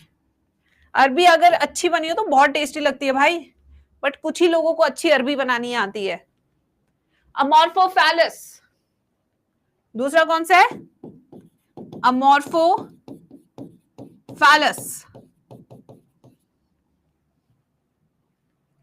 मैम मुझे नहीं पसंद, मैं वही तो कह रही हूं ना, कुछ ही लोगों को बेटा टेस्टी बनानी आती है, सबको नहीं अच्छी बनानी आती। अरबी, हमारी जो आंटी थी कोटा में, जो खाना बनाती थी आंटी, वो इतनी टेस्टी अरबी बनाती थी, मैंने जिंदगी में अरबी खानी उनके हाथ से शुरू किया भाई। आंटी क्या करती थी, पहले उसे उबालती थी, फिर उसे डीप फ्राई करती थी, फिर उसके अंदर चटपट मसाला डालती थी, बिल्कुल ऐसे कुरकुरी टाइप, और फिर उसके साथ गर्मा गर्म रोटी बना के देती थी, और फिर वो खा के मैं बिल्कुल मस्त हो जाती थी। यस, तो आंट मैं कह रही हूँ ना, ये बहुत कम ही लोग बना पाते अच्छी अरबी यार। ऐसी अरबी मेरी मम्मी ने नहीं बनाई आज तक। मम्मी बना रही है दही वाली, मेरी मम्मी राजस्थानी, हर चीज में दही और बेसन लगा देती है।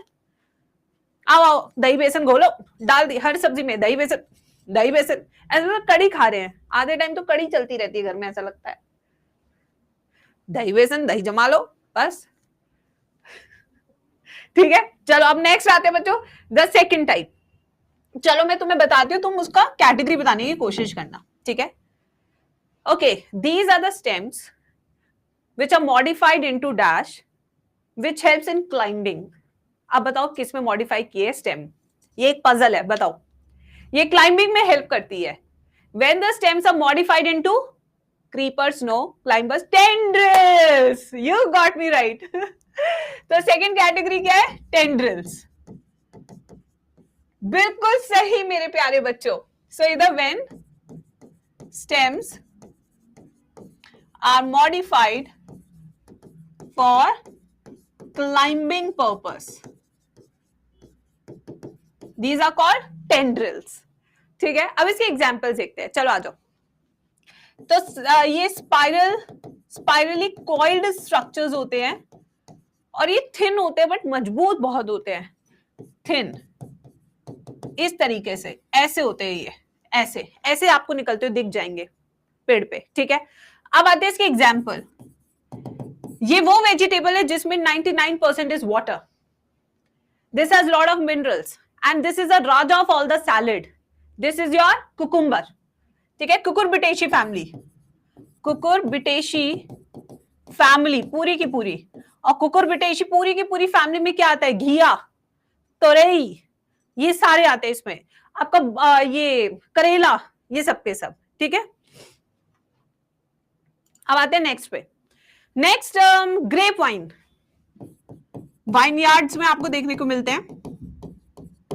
अरे आजकल जो बहुत खा रहे हो तुम लोग यार, लाल लाल होता है, बाहर से हरा हरा होता है, आजकल बहुत चल रहा है, वाटरमेलन, वाटरमेलन इसमें भी मिलेगा, ठीक है। नेक्स्ट एग्जाम्पल, अरे वो हैलोवीन में यूज होता है ना, बड़ा बड़ा हो बनाने के लिए, पंपकिन, यस पंपकिन, बिल्कुल सही। अब आते हैं नेक्स्ट पे बच्चों। Now when the stem is modified into dash for protection, now tell me, for protection, when the stems are modified into thorns, yes, काटे नहीं कटते दिन और रात, बिल्कुल thorns में modified है, ठीक है। so इसकी definition, when stems are modified into thorns for protection, example, आजकल बहुत महंगा हो गया, छोटा सा होता है, गोल गोल सा होता है, हरे रंग का होता है, ठीक है, उसको काटो, फिर उससे अच्छा सा पानी बनाओ और फिर पी लो, citrus, yes, lemon, lemon, citrus जितने भी हमारे सिट्रस फ्रूट्स, लेमन, ऑरेंज, ये सब इसमें आ जाएंगे, ठीक है। Then second is the bougainvillea, जो आजकल हर एक एस्थेटिक वाली दीदी अपने घर में लगाती है, एस्थेटिक के नाम पे, बोगनवेलिया, ठीक है बच्चों। इसी से ही हर रेस्टोरेंट में एस्थेटिक्स आते हैं, इसके ऊपर 2-4 कैंडल लगा देते हैं और कहते हैं आइए यहाँ पे खाना खाइए, ठीक है, यस। अब आते हैं नेक्स्ट बच्चों, the fourth type of modification, fourth type, this is called sub aerial weak stem, मतलब कि बेटा ये थोड़ी सी हवा में होती है बट ये बहुत कमजोर स्टेम होती है, ये बहुत ज्यादा मजबूत स्टेम नहीं होती है। सब एरियल, थोड़ी सी धरती में होगी, थोड़ी सी हवा में होगी, ठीक है। सब एरियल का मतलब है हाफ एंड हाफ, पूरी ऐसा नहीं है कि धरती से निकल रही होगी, कुछ पार्ट इसका धरती में होगा, कुछ पार्ट इसका बाहर होगा। इसके बहुत सारे एग्जाम्पल है, जिसमें पहला एग्जाम्पल, आइए डायग्राम सा बना दूं, कुछ ऐसा सा एनसीईआरटी ने दे रखा है भाई, जितना मैं बनाने की कोशिश कर सकती हूँ, ये ऐसा सा, ये पानी में है पेड़, यस, दिस इज रनर या ऑफसेट, दिस इज ऑफसेट, ये ऑफसेट का डायग्राम है। ये आपस में ना पानी में उगते हैं पेड़, तो ये आपस में रूट ऐसे एक दूसरे को जोड़ लेते हैं। अरे डूबेंगे तो साथ डूबेंगे दीदी, ऐसे थोड़ी ना डूबने देंगे, आओ पकड़ो, आओ आओ तुम भी पकड़ो सहेली, आ जाओ आ जाओ आ जाओ, साथ में पकड़ के रहेंगे, बिल्कुल, हाँ, डूब नहीं, ऐसे नहीं डूबेंगे। तो ये क्या है, थोड़ी सी पानी के अंदर होती है इनकी रूट, थोड़ी सी बाहर होती है और आपस में पकड़ के रखती है कि डूब ना जाए, ठीक है। अब इसका एग्जाम्पल क्या है, water lily, pistia and water hyacinth.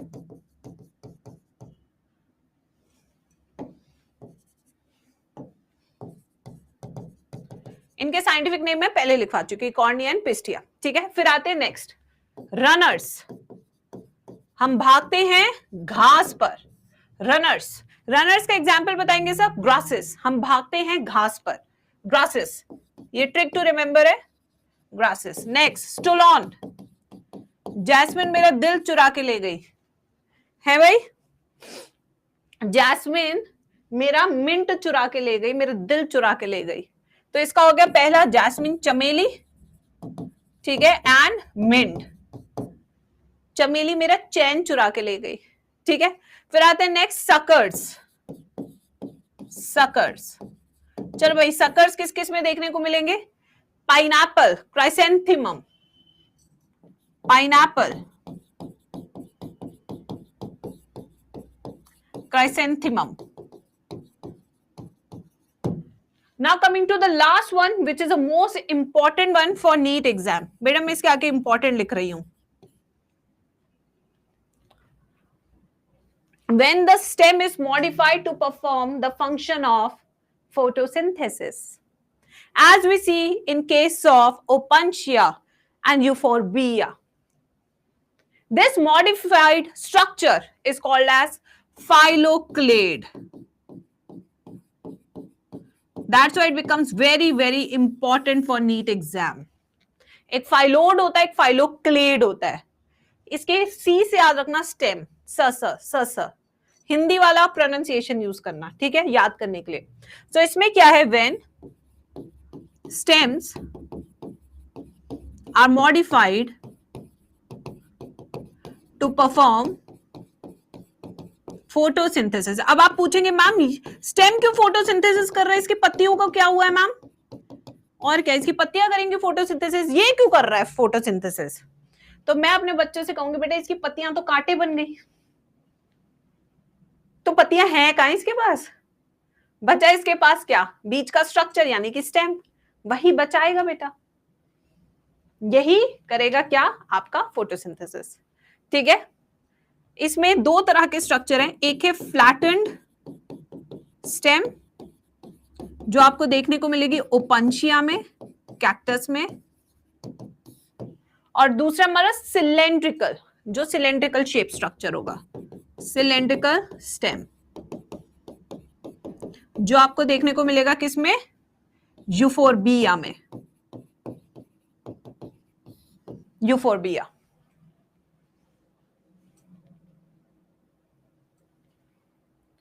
Ma'am सबके रफ डायग्राम बना दो ना प्लीज। क्यों बना दूं मैं? जिसके जरूरी है उसके बनाऊंगी। फाइलोड ना कि क्लैडोड, वो अभी पेटियोल पढ़ाऊंगी तब पढ़ाऊंगी ना। मैं क्यों बनाऊं सबके डायग्राम? एनसीईआरटी ने दे नहीं रखा?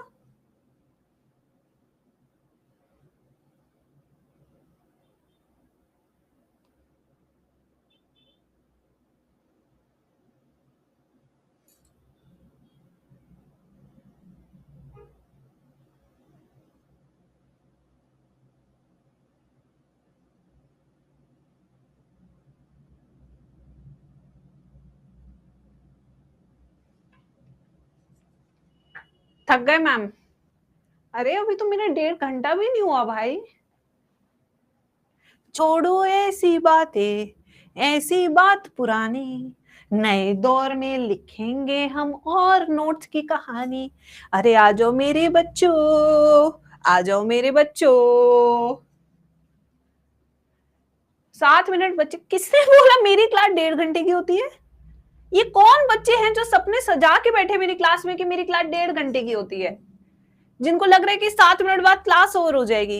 ये कौन से प्यारे बच्चे, मासूम बच्चे, जिन्होंने ऐसे लग रहा है अंडे से निकल के आए हैं अभी? कौन है ये, बताओ जरा। हर क्लास में, इवन यूट्यूब में भी जा जाके बोलती हूँ कि मेरी क्लास 2 घंटे की होती है। यस, ऐसे तो नहीं चलेगा बेटा। चलिए जल्दी नोट्स बनाइए और ज्यादा ख्वाब मत सोचिए मेरी क्लास में, क्योंकि तीसरा टॉपिक का लीफ कंप्लीट करा के जाऊंगी मैं। आइए हेडिंग लिखिए, लीफ यानी कि पत्ती। चल भाई लिख ले जल्दी से, काय को अपने मन को मनाता है।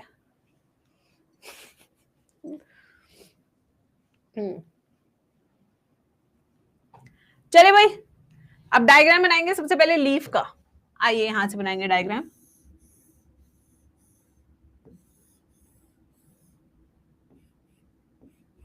ये स्टेम बना ली, ठीक है, और स्टेम से निकलती है छोटी छोटी बेस पर पत्तियां, जिन्हें कहते हैं स्टिप्यूल्स। क्या बोलते हैं?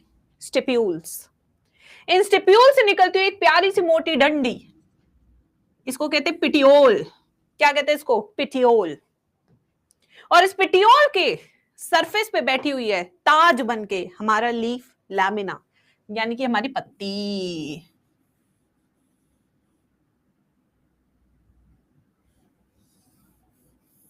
ये ठीक है। और इस पत्ती के अंदर है बहुत बड़ा वाटर ट्रांसपोर्ट सिस्टम, जिसे हम कहते हैं वेनेशन। ये देखिए,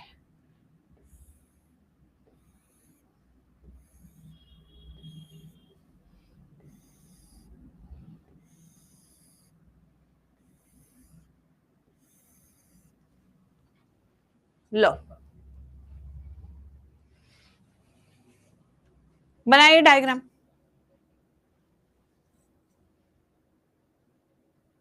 अभी लेबलिंग स्टार्ट कराऊंगी इसकी।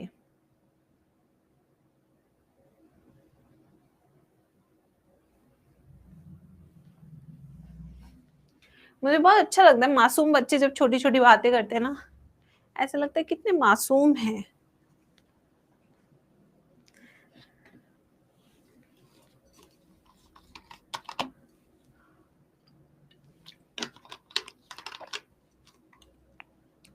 डन। चलिए मैम के साथ फिर से लेबलिंग रिवाइज कीजिए, अभी मैंने समझाया, फिर मेरे साथ रिवाइज कीजिए, ठीक है। चलिए, ये देखिए, ये क्या है हमारा स्टेम। क्या है हमारा स्टेम? ठीक है। जहां से ब्रांचेस लीफ निकलती है, that part is called as what? This is called as what? जहां से आपकी कोई भी चीज निकलती है स्टेम पे से, क्या कहते हैं इसे? Node. Very good, very good, very good, good going G square army. ठीक है। फिर यहां पे बेस पे दो छोटी पत्तियां प्रेजेंट है, इन दो छोटी पत्तियों को क्या कहते हैं? स्टिप्यूल्स। क्या कहते हैं? स्टिप्यूल्स। अबे सेपल और स्टिप्यूल का डिफरेंस पूछूंगी लास्ट में, जब पूरा चैप्टर कंप्लीट करा दूंगी। अगर किसी ने सेपल और स्टिप्यूल का डिफरेंस नहीं बताया ना, तो बहुत मारूंगी पकड़ के, ठीक है। स्टिप्यूल। फिर इसके बाद जो पत्ती और स्टेम के बीच का जोड़ीदार है, उसको क्या कहते हैं? उसको कहते हैं पिटियोल। क्या कहते हैं इसे? पिटियोल। ये पिटियोल। ये जो इसकी मार्जिन है, ये जो इसकी बाउंड्री है, इसे क्या कहते हैं? Leaf margins. क्या कहते हैं इसको? Leaf margins. लीफ मार्जिन्स, ठीक है। फिर उसके बाद ये जो पूरा इसका पत्ती है, जो पूरी पत्ती है, मैं दिखा देती हूं, मेरे पास बहुत सारे आर्टिफिशियल पेड़ हैं। ये देखिए, ये जो पूरी पत्ती है, this full leaf, this is called as leaf lamina, leaf blade, hypopodium. ठीक है। ये पूरे स्ट्रक्चर को क्या कहेंगे? लीफ ब्लेड, लीफ मार्जिन,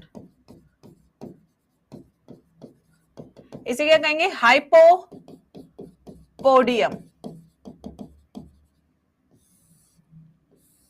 हाइपोपोडियम, ठीक है भाई। मैम हाइपोपोडियम क्यों बोलते हैं? अबे यार, ये क्या सवाल पूछ लिया। मेरे को नहीं आ रहा इसका जवाब, मैं बाद में बताऊंगी देख के। यार ये मैं बता दूंगी, ठीक है। तुम ऐसे मत सोचना कि मैम को आता नहीं है, कई बार मुझे भी सर्च करना पड़ता है, ठीक है। यस। अरे कोई मजाक कर रही हूँ, तो आई कैन से, मैं बच्चों से कभी भी नहीं शर्माती सच बोलते हुए। मीजोपोडियम कहते हैं इसको। यस, मैं नहीं शर्माती, जो है सच बता दो। मैं अपने लाइफ के रूल्स बहुत सिंपल रखती हूँ। बेकार में घुमा फिरा के बात करो, बच्चा ऐसे सोचे वैसे सोचेगा, तो life, I have made my life very simple. नहीं आ रहा तो मैं बता दिया, मैं बता दूंगी इसका मतलब, ऑफ कोर्स सर्च करके आज, ठीक है। मैम लीफ मार्जिन क्यों लिखा? अरे भाई उसकी बाउंड्री है, इसलिए लिखा। पहले तो ये लेबलिंग लिख लो, अब मैं एक एक लेबलिंग आपको समझाती हूँ एक एक करके।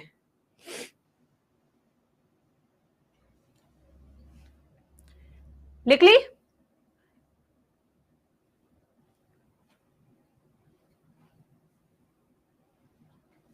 अब चलो, अब मैं एक एक करके लेबलिंग समझा रही हूं, ठीक है।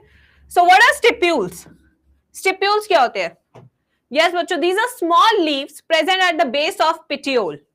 ठीक है, क्या है, एक बार वापस से मैम के साथ बोलिए। These are small leaves present at the base of petiole. आप देख सकते हैं डायग्राम में। बट ये स्टिप्यूल सिर्फ आपको डाइकॉट्स में देखने को मिलेगी। कहां देखने को मिलेगी? Only in dicots. अब आप कहेंगे कि मैम मोनोकॉट्स में क्यों नहीं देखने को मिलेगी? क्योंकि मोनोकॉट्स में ये स्टिप्यूल्स स्टेम को कवर कर लेते हैं, stem appears green in colour, like I just shown you in the wheat. मैंने आपको क्या लिखवाया था वहां पे? Thin and green. बट वो ग्रीन इसलिए नहीं है क्योंकि उसमें क्लोरोफिल है, नो, वो ग्रीन इसलिए है क्योंकि ये जो लीव्स है ये इस तरीके से दोनों तरफ जाके स्टेम को कवर कर लेती है, जिसके कारण stem appears green in colour. ठीक है, so in monocots stipules covers stem giving green color। तो ये बड़ा जो क्वेश्चन बन सकता है एग्जाम का कि मोनोकॉट की स्टेम फोटोसिंथेसिस करती है because they appear green in colour. तो आप कहेंगे नो, वो इस फोटोसिंथेसिस के कारण ग्रीन नहीं है भाई, वो इसलिए ग्रीन है क्योंकि स्टिप्यूल्स कवर कर रही है स्टेम को, जिसके कारण ग्रीन कलर दिख रहा है। ठीक है, अब आते पेटियोल पे। Petiole is a connection between leaf and stem. जैसे कि आप डायग्राम में देख सकते हैं, it is a connection between leaf and stem. ठीक है, but in case of leguminous plants, जो ये लेग्यूमिनस प्लांट्स होते हैं उनके केस में ये जो पेटियोल है ये नीचे की तरफ ऐसे फूल जाता है, ऐसे फूला हुआ होता है, और यहां हो गई आपकी स्टेम, ये हो गई आपकी स्टेम, ये देखिए ऐसे ये फूल गया है in case of leguminous plants, and this structure is called as pulvillus. क्या कहते हैं इसको? पल्विनस। क्या कहते हैं इसको? Pulvinus. This is pulvinus. Base of petiole is swollen in case of leguminous plants।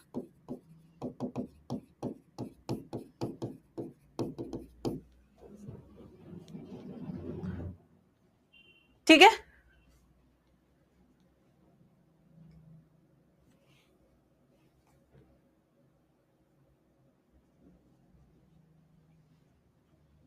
ये जो हिस्सा है लीफ ब्लेड, लीफ मार्जिन, हाइपोपोडियम, ये कैसा हिस्सा है? This is green, this is flat, and ये वो हिस्सा है जिसका मेजर फंक्शन क्या है? फोटोसिंथेसिस। पत्तियों का ही काम होता है क्या? फोटोसिंथेसिस करना। फिर आते हैं लीफ मार्जिन्स। ये मार्जिन्स दो तरह की हो सकती है, जैसे कि अगर इस वाली पत्ती की बात करें तो इसकी मार्जिन स्मूथ है या रफ है? बताइए जल्दी से सब चैट सेक्शन में, ये स्मूथ है या रफ है? इसकी देखिए बिल्कुल ऐसे है, प्यारी सी। इसकी मार्जिन कैसी हो गई? मेरे पास एक और लीफ है, रुको मैं लेकर आती हूँ।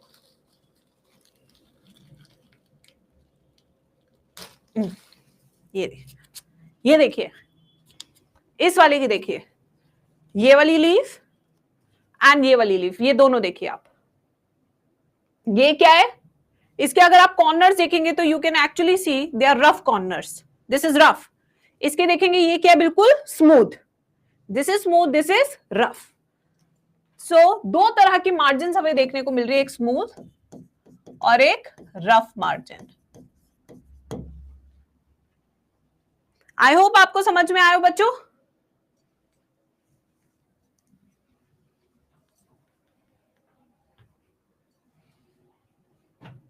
देखकर समझ में आ गया? आज आप जा सकते हैं, देख सकते हैं, लैमिना वो हिस्सा बेटा जहां पे फोटोसिंथेसिस होता है लीफ का। नेक्स्ट इसमें हम करेंगे types of venation. Next heading लिखिए सब, इसके बाद types of venation. Types of venation,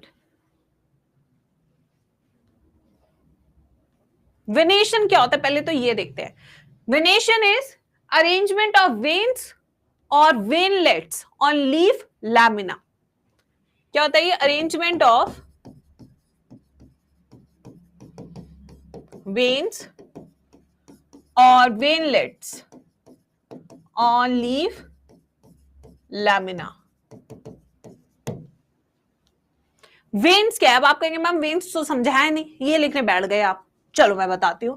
ये जो आपको दिख रही है अंदर, दीज आर वेन्स, जो पानी के ट्रांसपोर्ट का ख्याल रखने वाली है. किसके अंदर? आपके लीफ के अंदर. दो तरह का अरेंजमेंट हो सकता है वेन्स एंड वेनलेट्स का. चलो पहले डायग्राम बनाते हैं.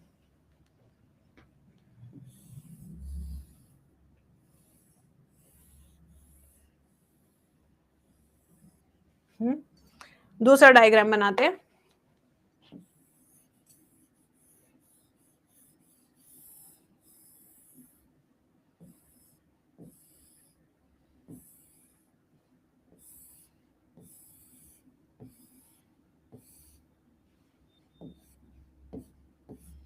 ऐसे, ठीक है. बीच वाली थोड़ी मोटी कर देते हैं डायग्राम को सुंदर बनाने के लिए. ये मिड रिब है. Okay, so we have two types of system as you can see. इसमें तो दिख नहीं रहा, इसमें दिख रहा है. ये वाला देखिए, द अरेंजमेंट ऑफ वेनलेट्स. हमारे पास दो तरह के हैं. ये वाला system is parallel and this is reticulate. This is reticulate. यहाँ पे the veins are arranged parallel to each other and here the veins are arranged in a form of a network. ठीक है. So यहाँ पे क्या है? Veins are arranged parallelly. यहाँ पे veins are arranged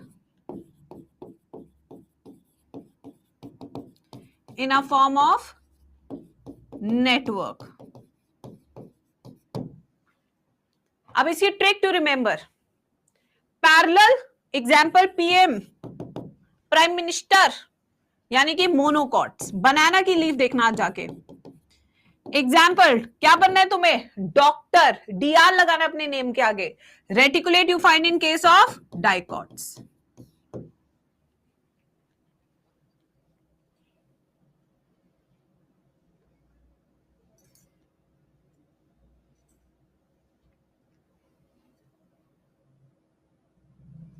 डाइकॉट्स में मैंगो, मस्टर्ड, हिबिस्कस.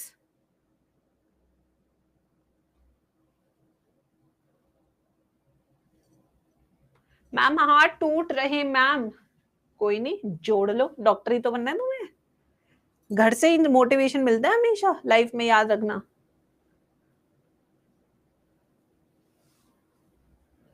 और क्या, घर से ही मोटिवेशन मिलता है बेटा हमेशा लाइफ में. बाहर नहीं जाने का, घर में ही सब कुछ है.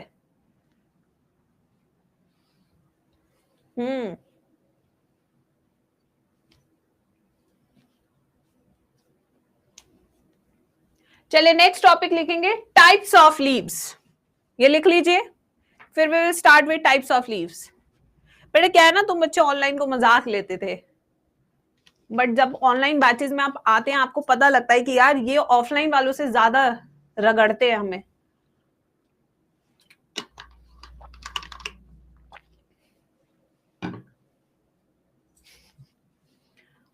वेनलेट्स बहुत छोटी होती है लावण्या, वेन्स थोड़ी मोटी होती है. साइज का डिफरेंस है. अब आते हैं नेक्स्ट, टाइप्स ऑफ लीव्स. कितने तरह की लीव्स है जो हमें देखने को मिलती है. ठीक है, आइए.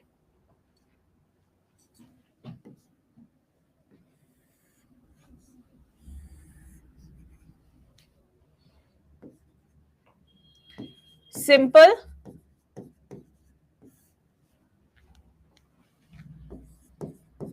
कंपाउंड. डायग्राम बनाते हैं इसका.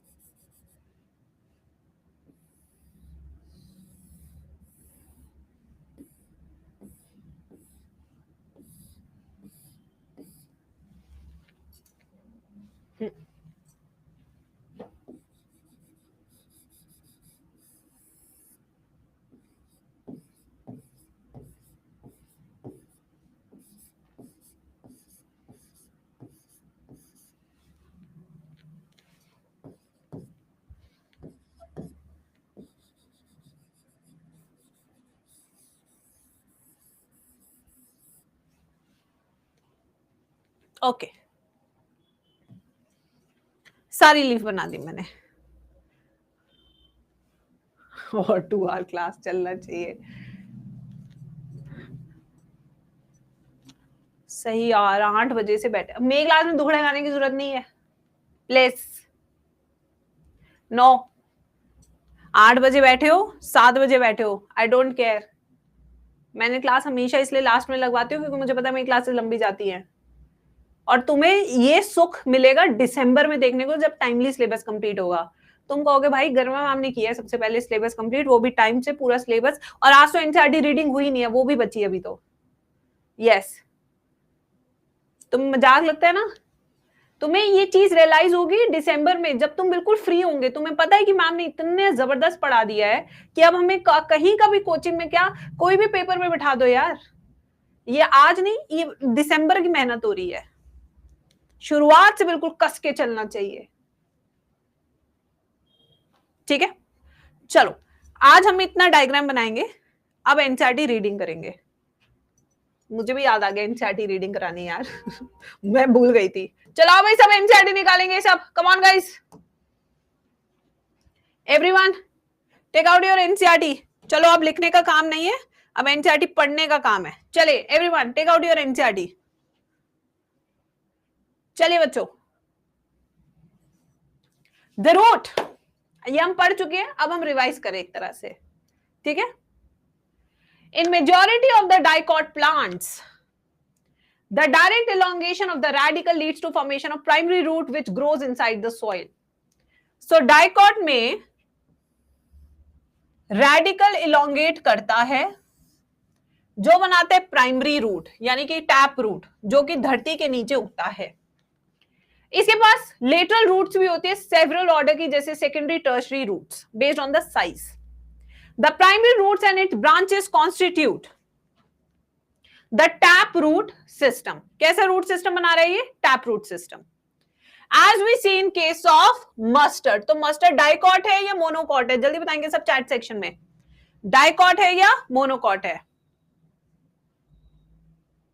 यस, मस्टर्ड क्या है? डाइकॉट।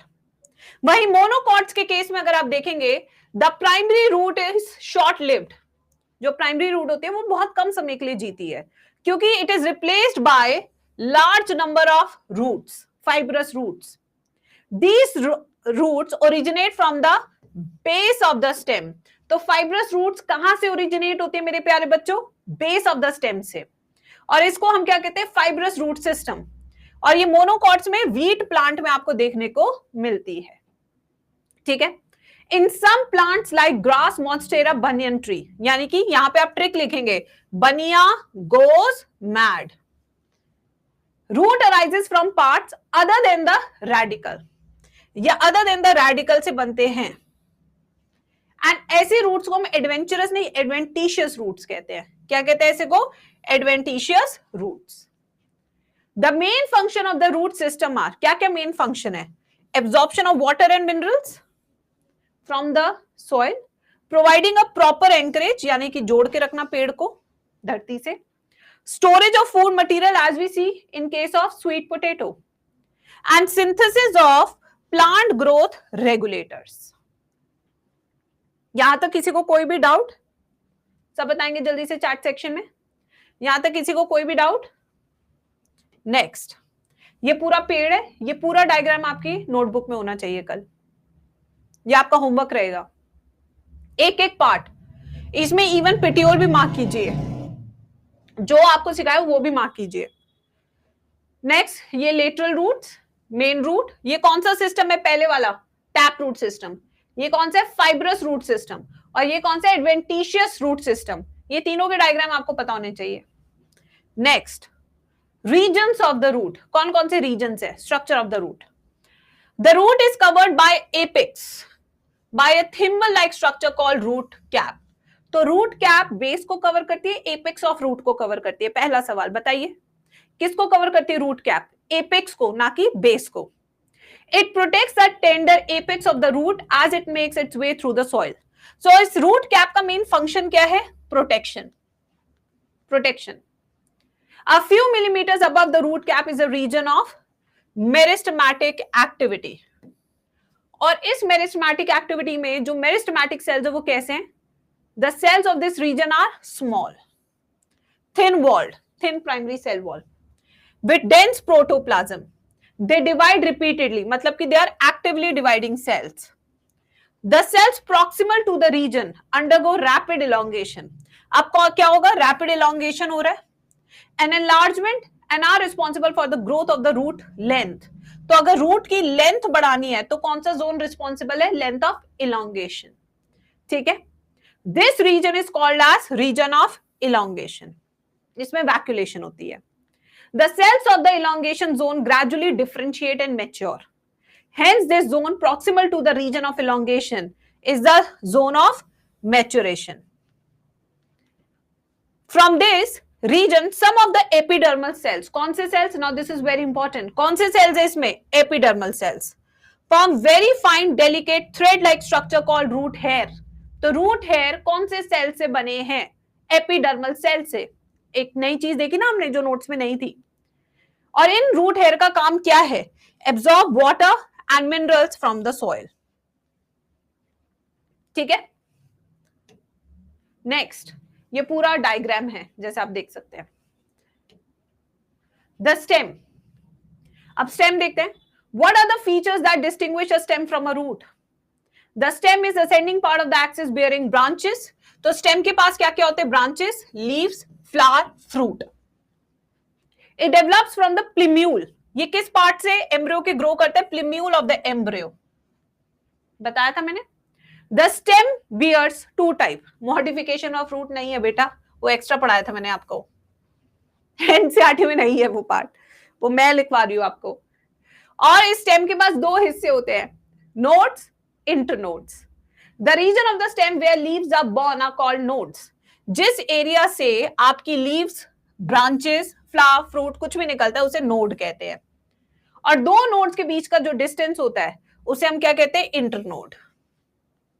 ठीक है, Priyanka leave my class, get lost from my class, 13 minute left. इतनी मौत आ रही है पढ़ने में तो मत पढ़ बेटा। जब रैंक आएगी ना 14 लाख 17 लाख, तब हम ही टीचर्स को मैसेज करते हैं, मैम बचा लो, क्या करें।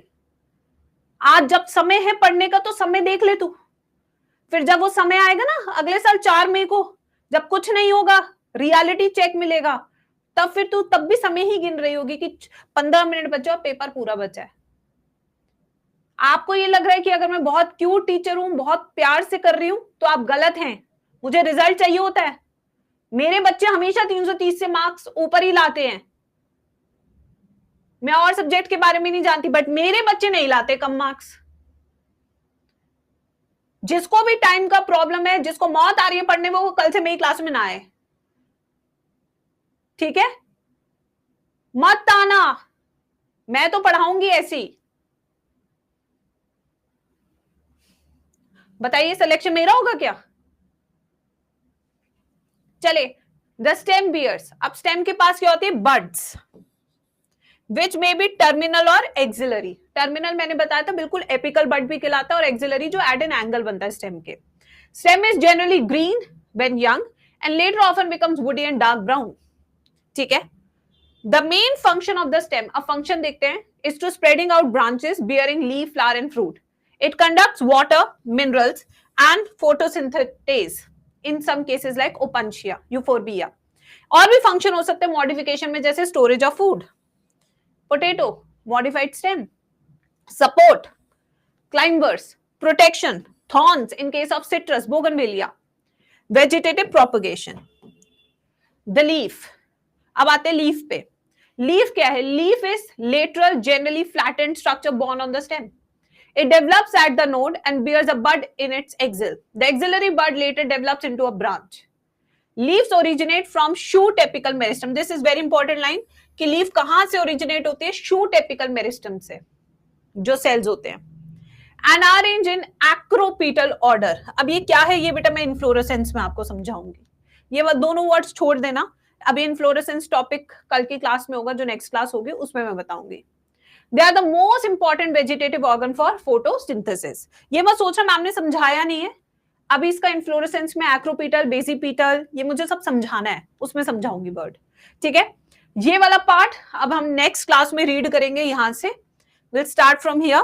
वैसे हम कर चुके हैं वाला पार्ट, ये सारे डायग्राम मैं बना चुकी हूँ, विनेशन भी मैं समझा चुकी हूँ, थोड़ा सा पढ़ लेना, बाकी मैं कराऊंगी नेक्स्ट क्लास में, ठीक है। तो नेक्स्ट क्लास में we will do leaf, we will do flower, will do inflorescence, ये हमारे टारगेट होंगे नेक्स्ट क्लास के, ठीक है।